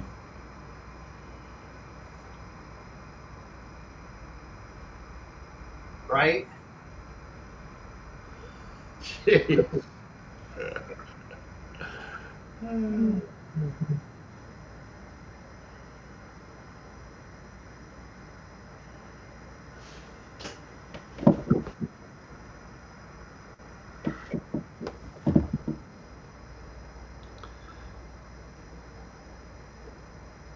Looking for model kits to sell since no one can leave their house. Yeah, that's a great idea. I said that's what they started doing during COVID when the world shut down. Gosh, do you remember you could sell puzzles for crazy money? That was nuts. What? Puzzles Oh, dude. during Dude, COVID, dude. Like, who would have thought? the puzzles I was selling, dude, what were they? They were Charles something. Yeah, Wissacock or something like that. Yeah, I know it. Something like that. Yeah, And dude, remember like I had like they told me just get rid of the puzzles. You know, we have so many puzzles. yeah, Just take them. And dude, I got so many. Dude, I was boxing them up. I probably had over like 350 puzzles boxes. I was lotting them up in groups of 4 and selling those 4 for like $49.99. And dude, I sold every bit of that stuff. yeah. It's crazy, man. Puzzles are like such a thing. You know, it's crazy. When I was cleaning my shed out, I still had like 4 or 5 boxes of puzzles, like just individual puzzles, like 4 or 5 left. Yeah. Because there for a while, man, you couldn't keep them. Puzzles, Wii's, bread machines, like anything that can be done at home. Oh yeah, all those bread machines, dude. Yeah, crafting was another thing people were into. Kat said she started teaching sewing online.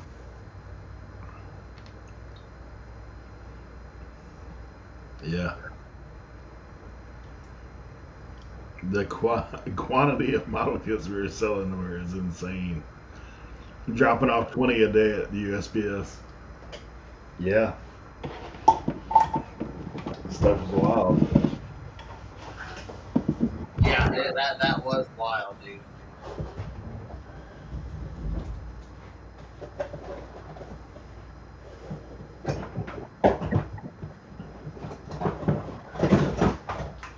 What do you think about the number of YouTube channels that were started during COVID? Oh yeah.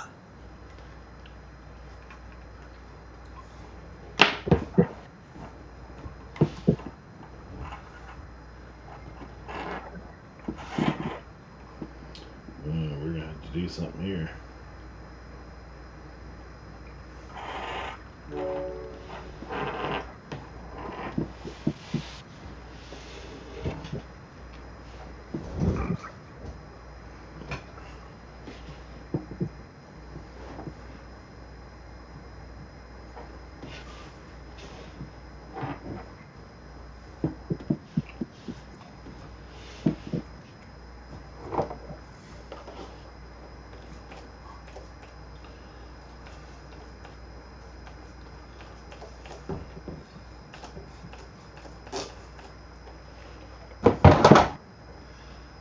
Think how much reselling has changed though in that short amount of time. Oh, absolutely.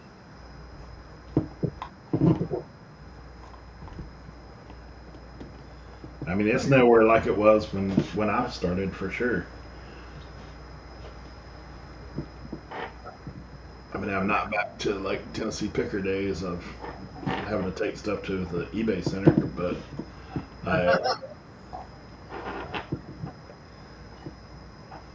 I mean, honestly, there was a season though that you could sell anything. Oh yeah, dude. Anything. Just put it up, you can sell. Ain't nobody going outside. Everybody's ordering online. Whatever you got.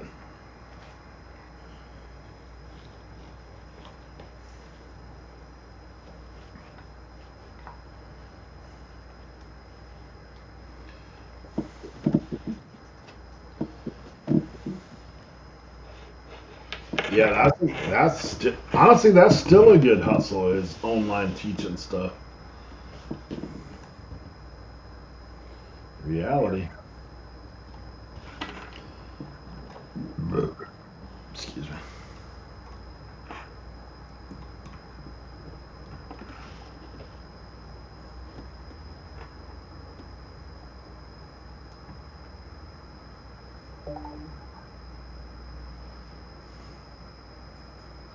Let's see what's this.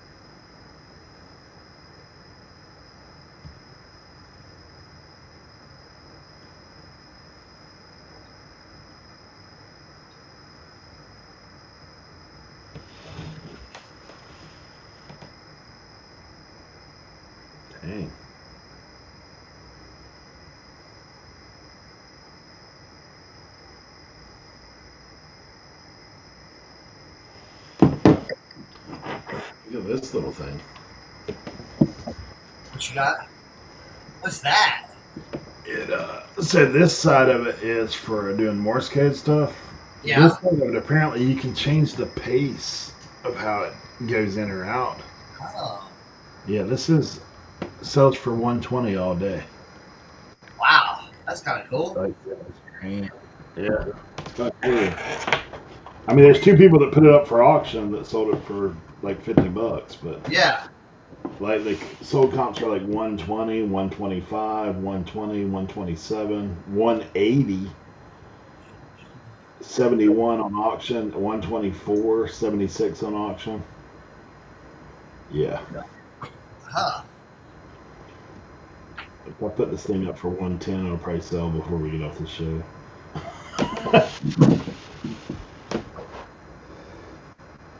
Let me see how many's listed.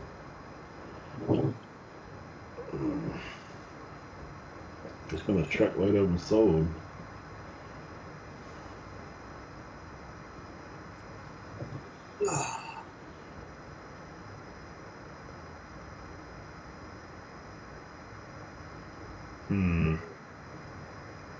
Dude, someone's got it up for $439. Dream on.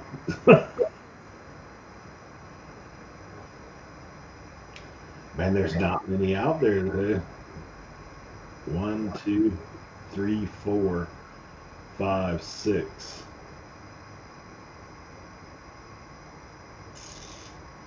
Actually, 4 of them are only actual ones.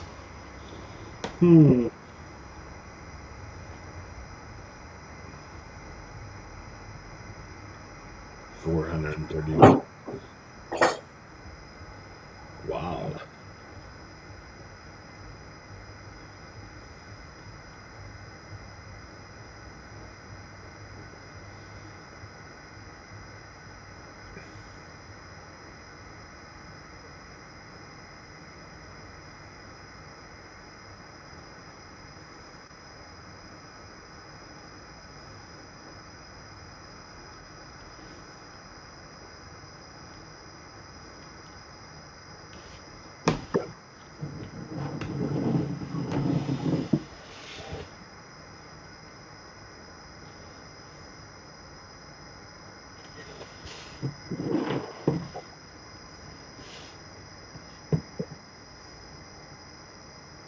Yeah, get the phone charging.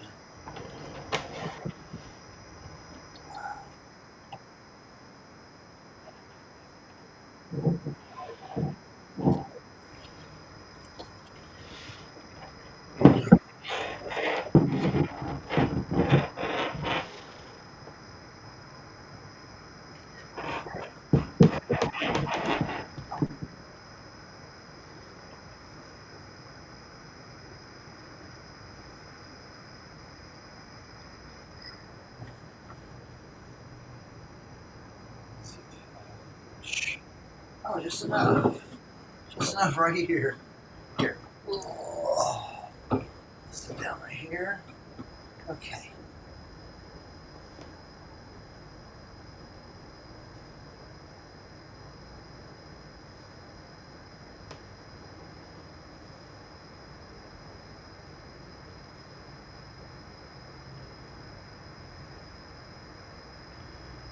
I may just put up 145 our best offer. There you go. Then if it don't sell, we can always go down.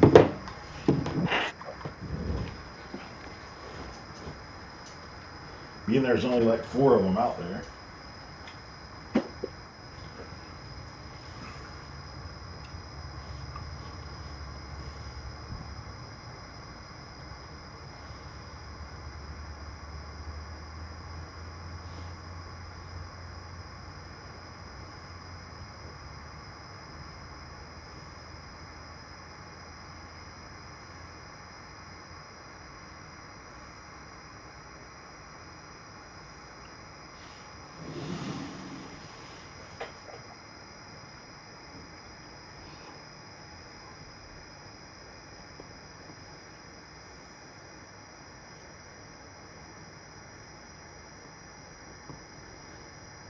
I tell you where I've sold some of this stuff to, though. Puerto Rico. Really? Yeah.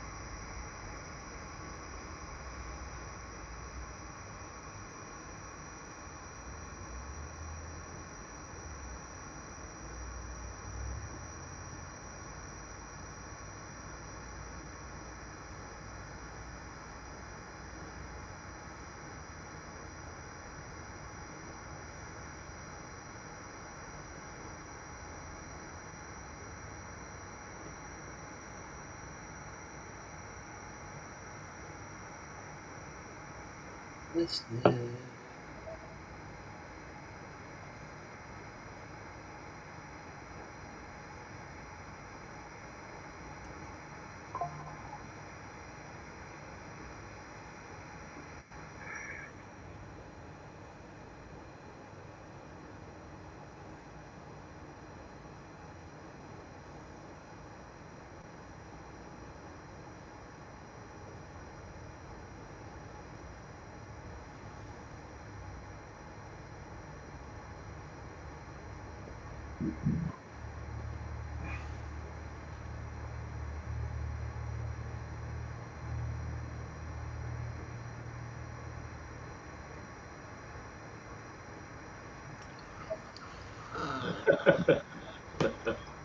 Oh no, I'm hungry. That's funny, Cat. Channeling your Leroy. Fine.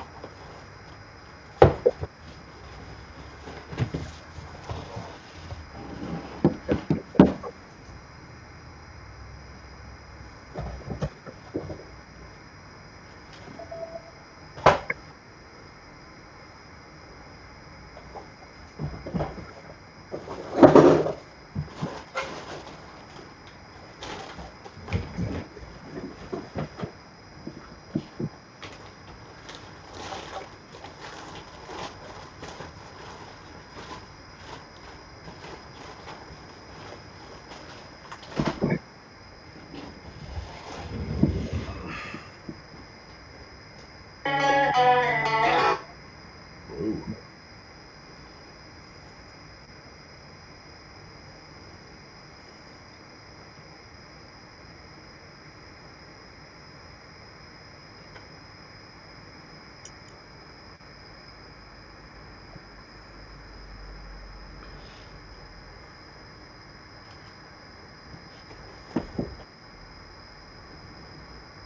Dang.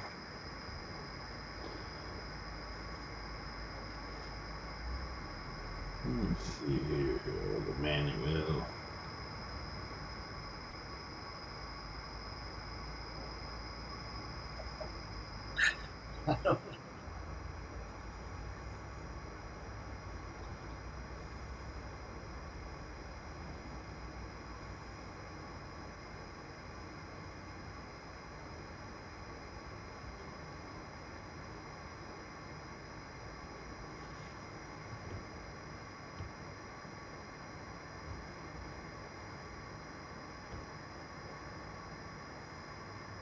All right. All right. Where am I at now?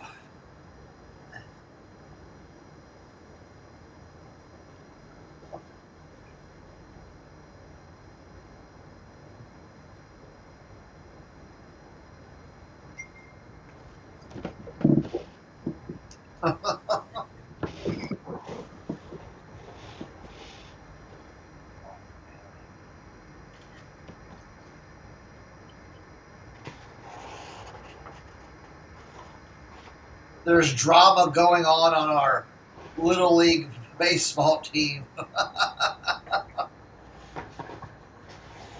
That's not surprising. And I have nothing to do with it, and I don't want anything to do with it.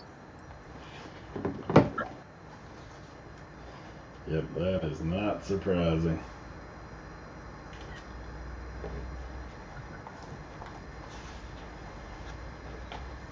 Yeah, interesting.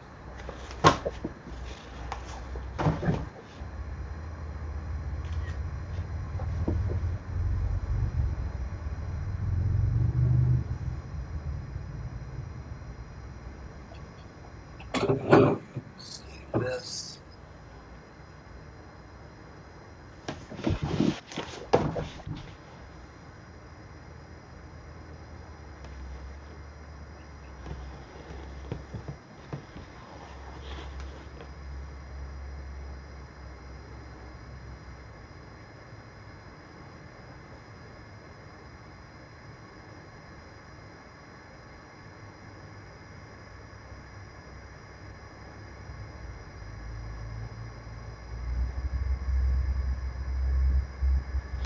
All right.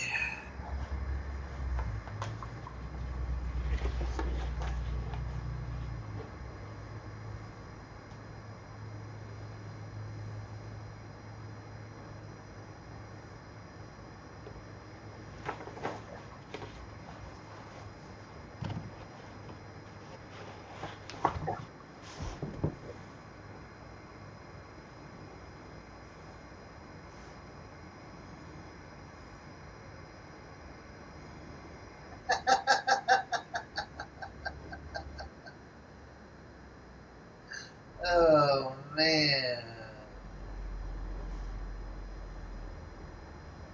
Parents are confused.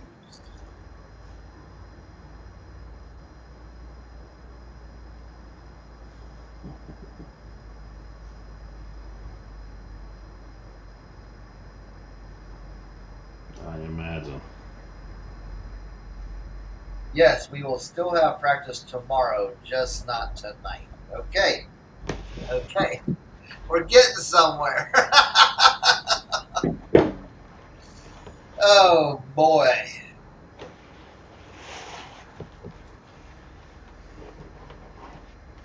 Crazy how that stuff is, isn't it? I tell you what. I was talking to my ex-wife, Megan. She said, you know the best thing you did? Just getting out of it completely. I said, yes. I think that's the best thing I've wised up.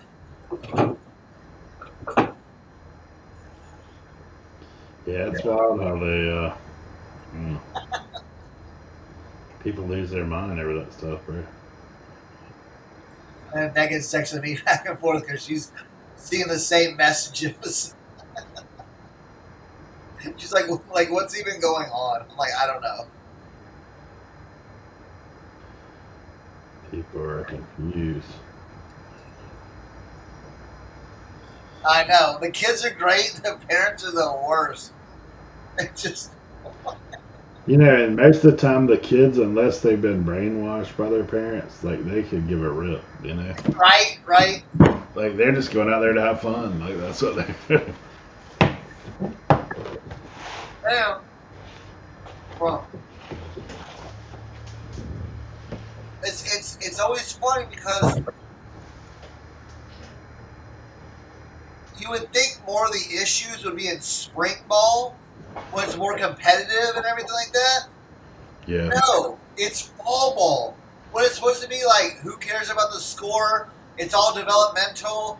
We've got kids moving from one league to another. Dude, something about that. It's supposed to be just like a developmental league. 2 years in a row, it's been chaos. Yeah. Yep. It's one of the things, man. People lose their mind over stuff.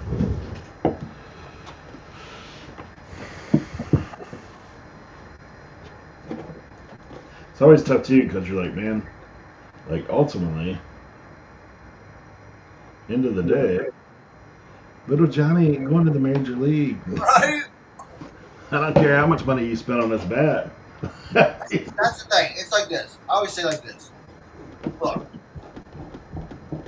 if you want your kid to be involved, great. Yeah, he's not going to the major leagues, okay? But it's like this. Spend what you want to spend, do what you want to do. Just you can go at whatever level you want, but we're just here for development, have fun, Yeah. be competitive. Yeah. But yeah. Yeah, I see that stuff all the time.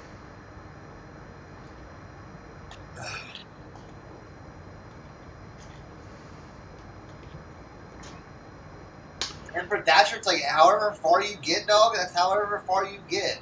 Yeah. You know, but One of the advice I've always given parents is see with your eyes, not with your heart. yeah. Because sometimes you're missing it.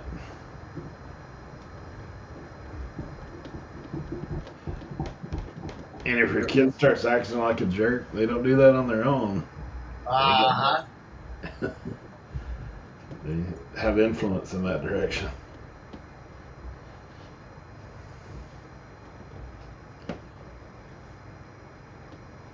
Yeah, and see that's the problem, Kat. You've got some coaches that want to do developmental, like yes, hey, you just moved over. Hey, you've never played infield at this level. Well, Yeah. hell, guess what? I'm gonna give you a chance.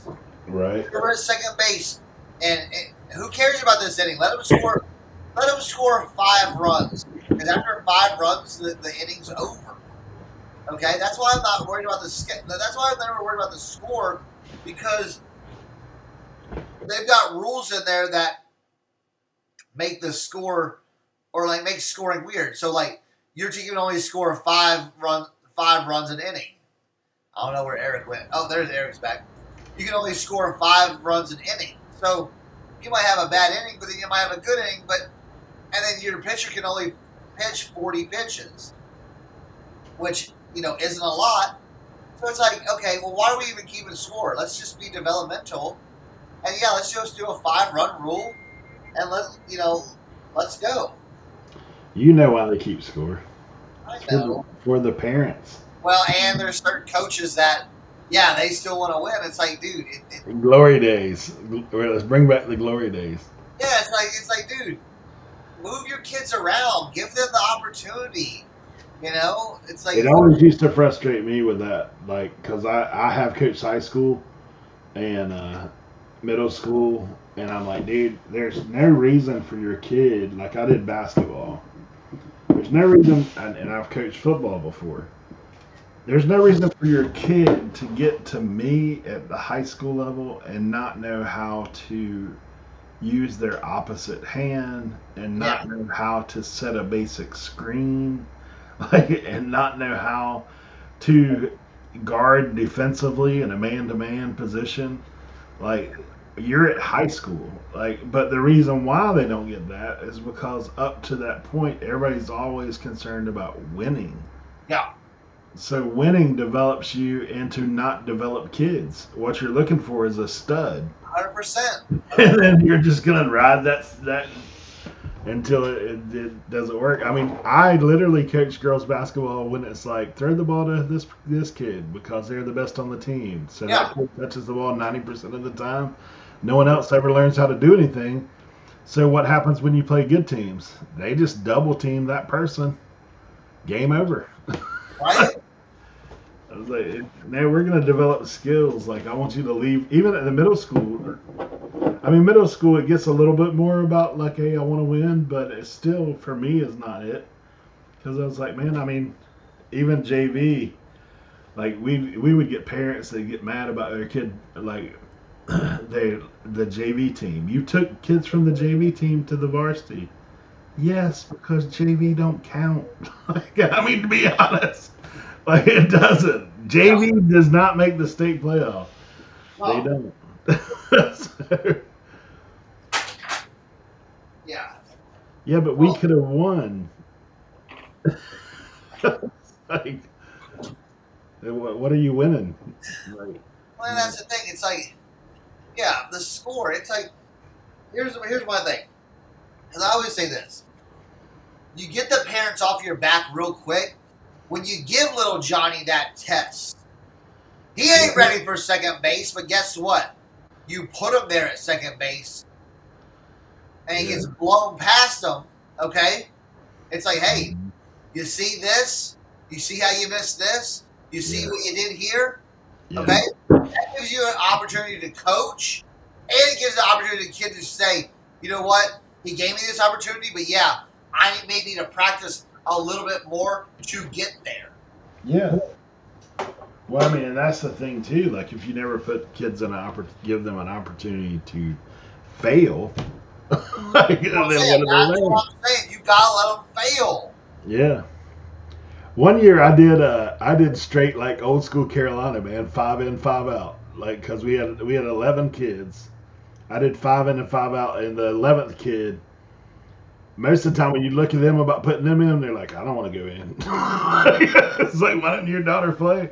Oh, she would refuse to go in. She just wants to be a part of the team. Yeah. Like, she's not interested in playing. She just wants to ride the bus. It's social group for her. But yeah, we did that 5 in, 5 out, and they were like, man, I don't know about this. I was like, well, it is what it is. Yeah. This middle school, I'm trying to teach all these kids to do certain things. And I always set goals at the beginning of the season too. Like, here's my expectation for you. By the time you leave me, you should be able to do A, B, C, D. Like, that's my goal, is to get you there. We actually used to, because I was always a stickler for using the right hand and the left hand to do a layup. Like, you're in middle school. Like, you should be able to do a layup with either hand. And so I made them do like these. Now they call it like bounding or whatever, but where you hop on one foot and you have to lift your hand and lift your knee according to what hand goes up. And so I would just have them skip back and forth across the court. And so, like, first week or so, I'm like, hey, I want you to use your left hand. I don't care if you miss it. I just want you to get used to using your left hand to lay it up, or your right hand if you're lefty. And so they do that. But then, so my thing was, I said, I don't care if you miss it or make it. Now, if you miss a layup, you are going to have to do a couple push-ups. Like, that's the thing. I said, but if you don't use your correct hand and jump off your right foot, then we're going to do this bounding. And I said, so the way the bounding works is the first 2 days, I told them if they made a mistake, they need to do it. But if they made a mistake and they didn't autocorrect, like, our whole team would do it. Yeah. Like, every time somebody missed it, our whole team would do it. So then they regulate each other, right? And then I didn't have to say anything anymore. Because the first time they didn't do it, then I made them run. Like, I was like, oh, you guys didn't do it? You're not paying attention? All right, let's run. And so I did that one time, and then after that, they do it on their own. But by the end of the year, every kid on that team can do a left-hand layup and a right-hand layup. Oh, yeah. Make it. Like, I was like, so it, like, because they'd get progressively more. Like, okay, now I want you to go faster. Like, now we're going to take a minute, put a minute on the clock. How many layups can you make, right hand or left hand? We're going to compete against that tomorrow. We're going to compete against that the next day. Like, so there's improvement. But it's because you do say, hey, my goal is not necessarily to win every game. My goal is to get you to be better at playing this sport, to where then you have an opportunity to win. Not just relying on one person. And that's the thing. That's what, when I hear developmental, that's what I think should go into it. Yeah. Yeah, because otherwise, I mean, all those are team sports. Like you can have a stud on certain teams, but it don't matter. Like how many at bats is your stud going to get in a game? Right? Two, three maybe tops. Like you got a whole team of other kids that can't bat. He's going to get even less opportunities because you're not going to bat around. Yep. Yeah.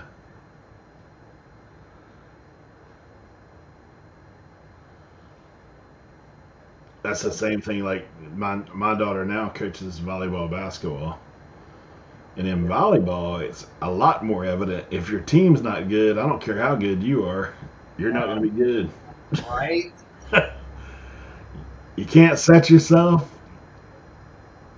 You can't pass to yourself. So.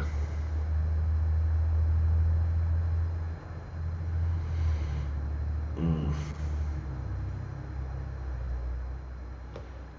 Yeah, we're going to volleyball game today. My niece plays on varsity. She's a sophomore, and she's worked at that stuff too. Like the other day, I was at the gym with them because we have our youth group goes to the school gym on Saturdays, and we do stuff. And they have one of those hitting machines, like where it holds the ball and you can spike it. Yeah. And you can reload it. Dude, I cranked that thing up to 9'2" and she could hit it. Dang. And she's not that tall. Like, I mean, she's probably 5'7" maybe. I was like, yeah, she was cranking on that thing. I was like, whoa. I told her, I mean, their net's 7'6" in girls. I was like, that means you're hitting on someone's head when you're starting to get that height. Right?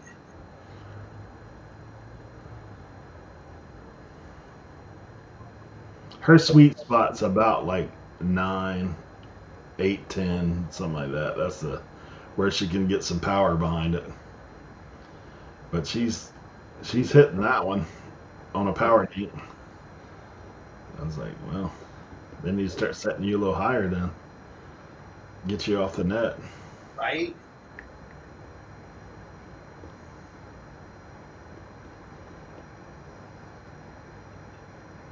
All right.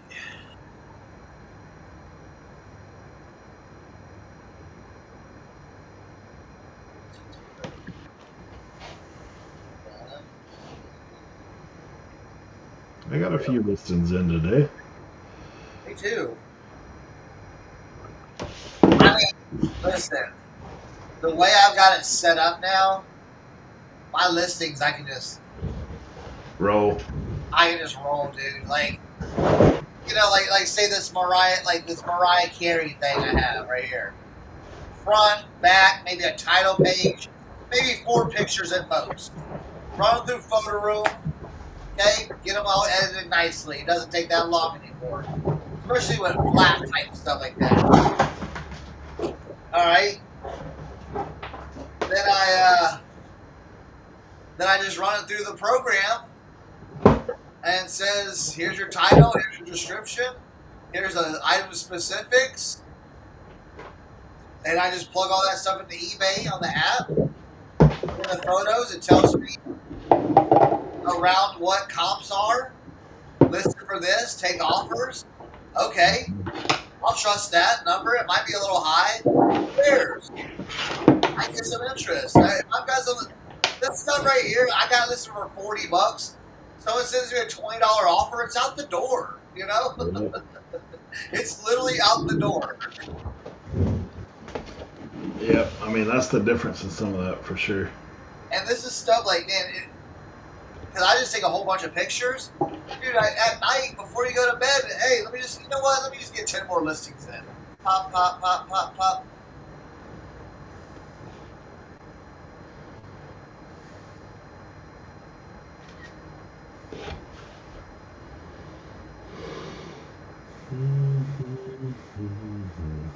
Let's see how many I did today, right? 2, 2.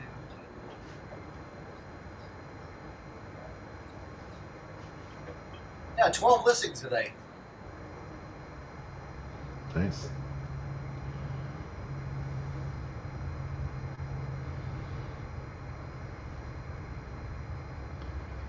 1500M.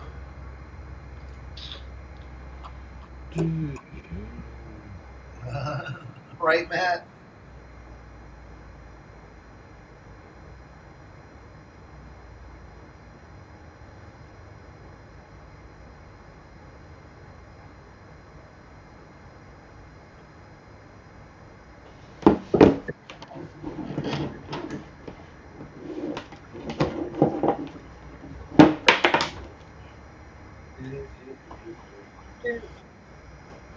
Some of these cords are roached.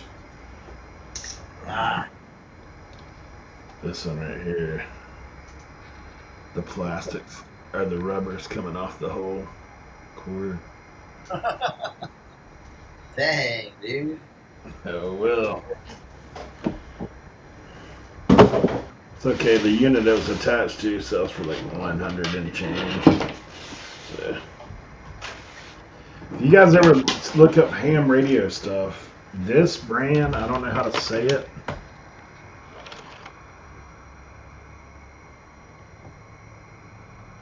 I don't know if my camera will focus in on it or not. I've got something with it. Here's the name of it. Ooh. If you see this brand anywhere, it's made in Japan. Yeah? Yeah. They're usually all pretty good. Really? Oh yeah. I sold one for like $450 the other day. Ooh-wee. Yeah. I mean, this little unit's over $100. That's crazy. Yeah.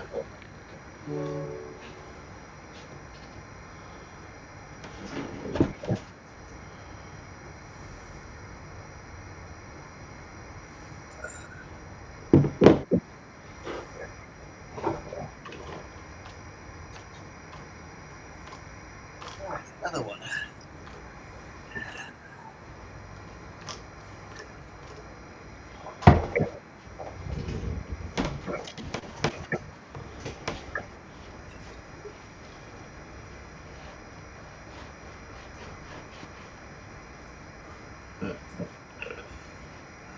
We know how we survive, Matt. Gen Xers, we eat a lot of dirt.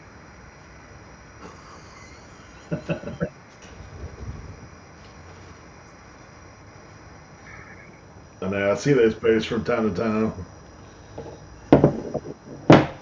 What I'm talking about, this was my car seat riding backwards in the station wagon. Looking out the back window. No seatbelt.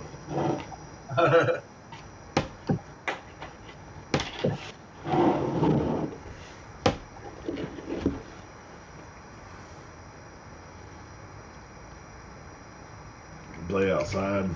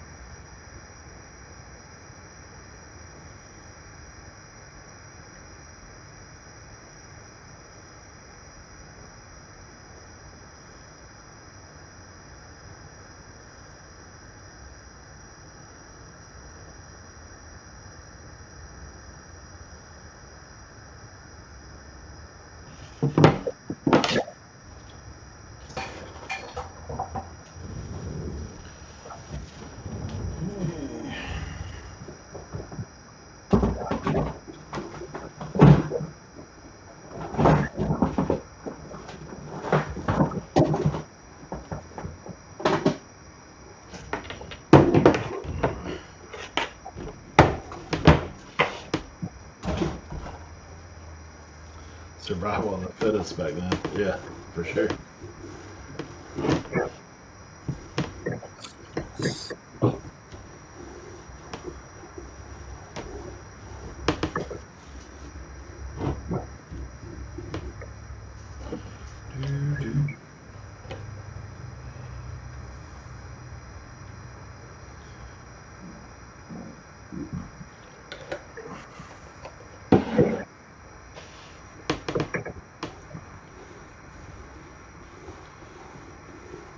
Cernoch, did you do that show last week or was it the week before?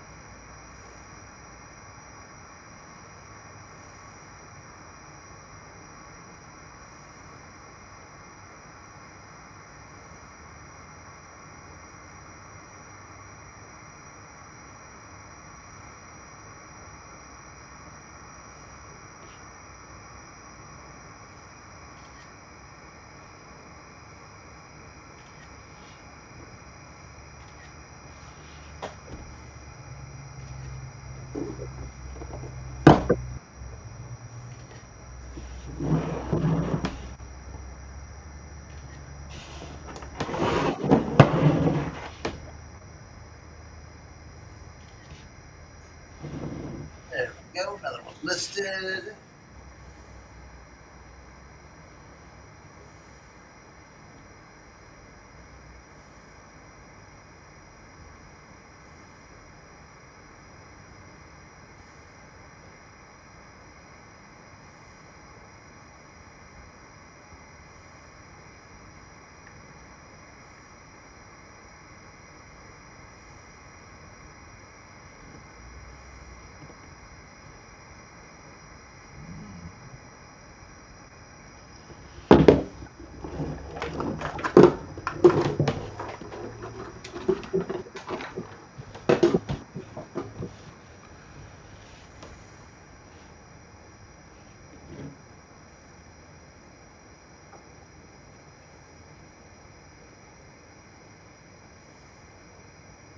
Oh yeah, the kids are back in school. Yeah, that's why it's quiet around here.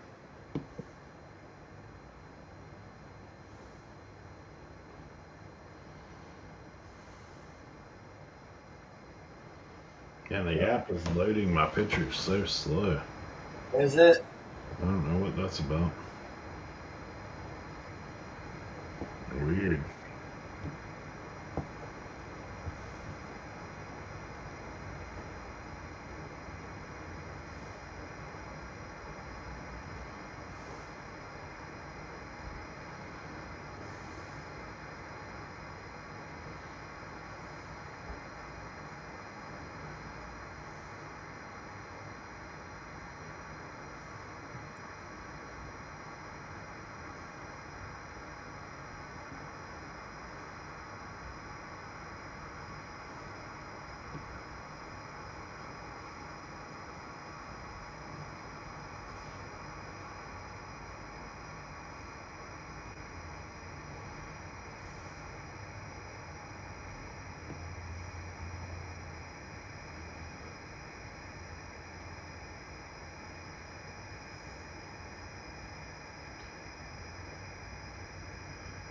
Comic book mailers.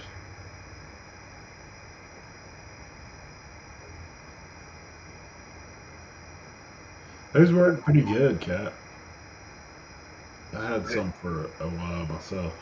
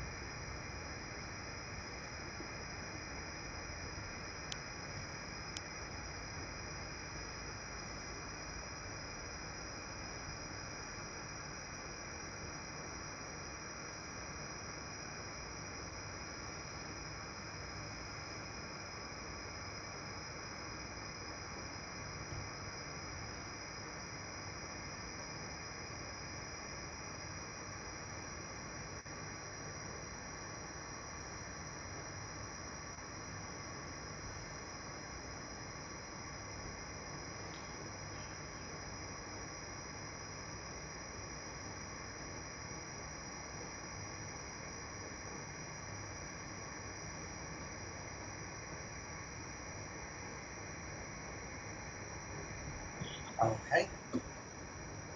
Another one. Nice.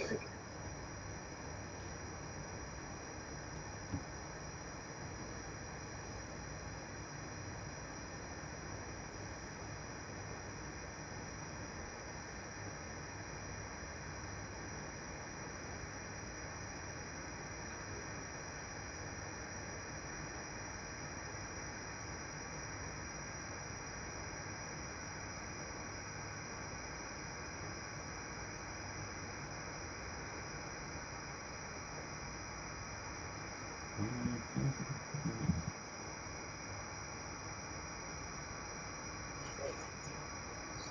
You gotta take more pictures.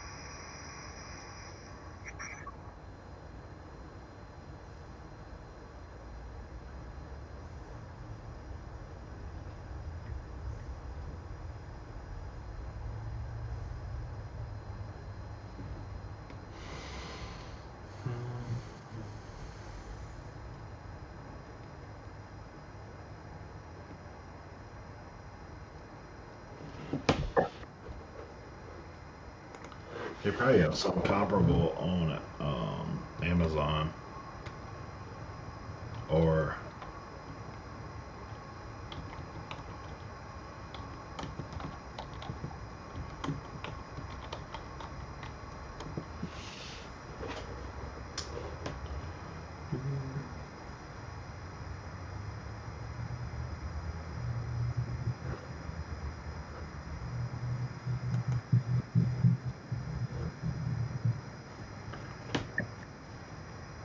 yeah, I had bought those Gemini ones before.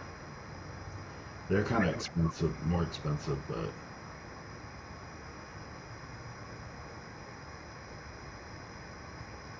depending on how many comic books you got.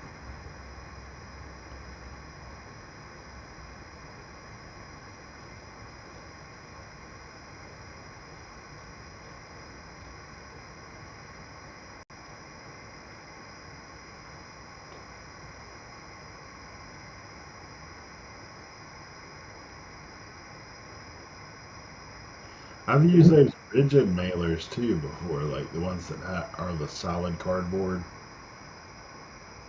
for like cheap comic books. Mm-hmm. Those things are only like 60 cents a piece.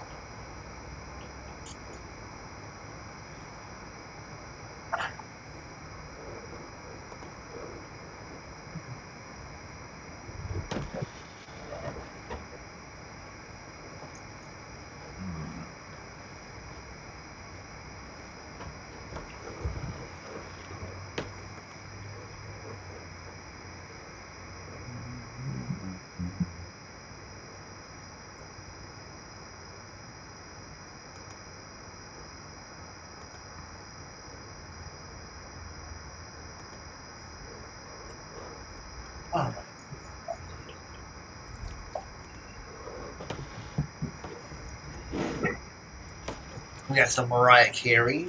Too. Nice. Some Eighth Wonder Fearless Tour.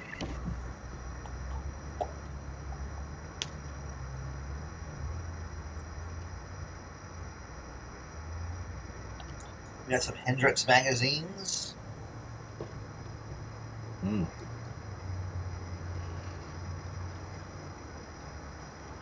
Like an interesting magazine lot of stuff. So.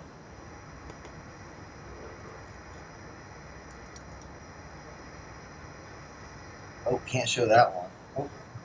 Oh. It's called Madonna's Nudes, 1979. Gotcha. Let's just here. Dude, I saw Madonna pop up on something the other day. I was like, whoa, Crypt Keeper. I know, right?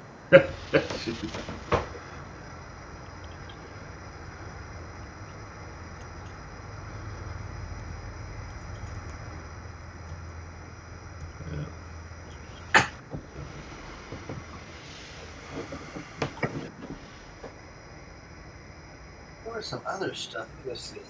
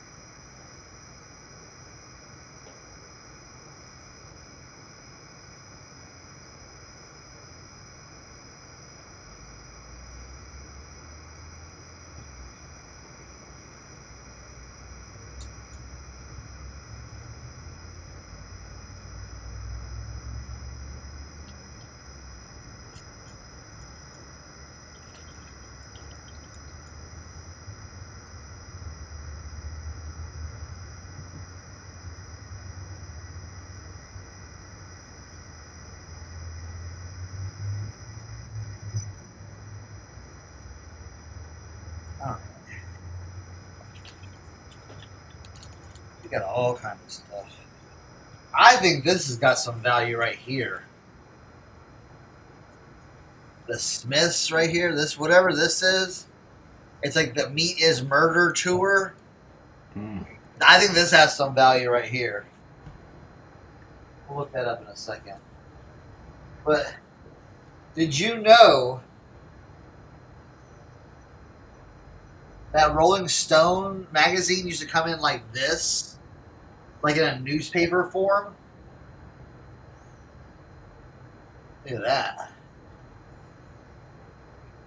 This is Rolling Stone 1972. Whoa. Isn't that pretty cool? That is cool. And I guess you could fold them in half too if you needed to. It's somewhere like that. And then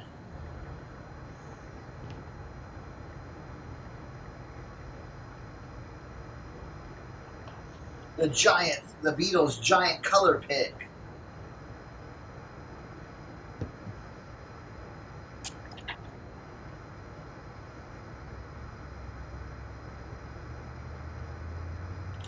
What about Beatles posters? They do anything? Vintage Beatles posters. This is something interesting. What's on that Rolling Stone? There's some listed. Yeah, I don't know. I haven't looked it up yet. 1972. What date? August 7th or August 17th, 1972. Issue 115. Newport Jazz Festival lives in New York. Smokey Robinson, that's on the front. And Smokey sings.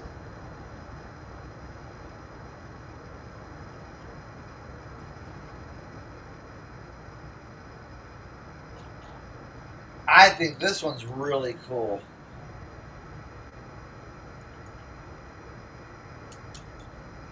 I remember that deal. Listed for $80. Oh yeah? Sweet. Yeah. Alright, look at this one. Rolling Stone, 1972, January, issue 100. You think that's got any value? Alright, we got Rolling Stone, we got issue 100. Also, Clockwork Orange. Look at that on it. That's crazy. And on the back, I guess, it's... Oh, look at that. Just an interview with Jerry Garcia. Yeah, that one's $80. This one... Well, someone has two of them, but it's pretty roach. Like this Mine's one. in pretty dang good condition. Oh, crap. This one's Yeah, interesting. someone has 100 and 102 lotted, or 100 and 101 lotted together. For how much? That's the one that's $80, 78. There's a few people that have that single one for 22, 20, 39, 36. Like, that's all listed stuff. Yeah. Let's see if anybody's got souls. Apparently that one was... People got a hold of it. And I think this is pretty rare, too. Look at this. Natural Lifestyles Magazine. #1. That's crazy. A Guide to Organic Living. And it's got all these pictures. But what kind of caught my eye, I was like looking at like down here, and I said, whoa, Dr. Ellis, Yoko Ono. Look at that. That's crazy. So this might have some Beatles related type stuff, you know what I'm saying? In that same genre, that same era of stuff.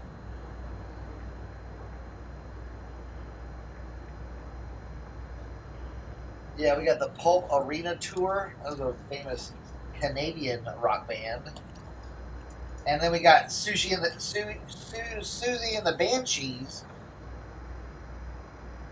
This is their something, and it's got like buttons inside. Look at that. So that's all going to be going up. Yeah, that one may be hard to find. They say it's not national. It may be a more localized newspaper or Yeah. So magazine. what was this one? Let's see.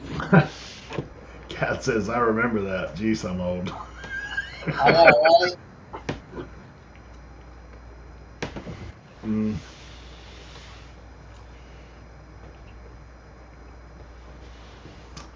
Yeah, so be on the lookout for the memorabilia coming to eBay listing near you. Yeah, the eBay. Yeah, if you want any of this stuff, I'm listing it. say you saw it on the Reseller Information Network, right? Yeah. For sure. All right, guys. We will see y'all next week, barring something unexpected. Sounds good. We haven't canceled our podcast yet. Nope. We're still in here. Still kicking. Still kicking. So, all right, everybody. I'm just gonna be listening today. No baseball practice. Gonna have the boys here. I'm gonna see how much I can get through this stack because the way I'm doing it, it's just bam, bam, bam. So I think we'll get through a lot of it. Yeah, we'll see how much he sells between now and next week. Yeah, I'll let y'all know. Yeah. So, all right, everyone.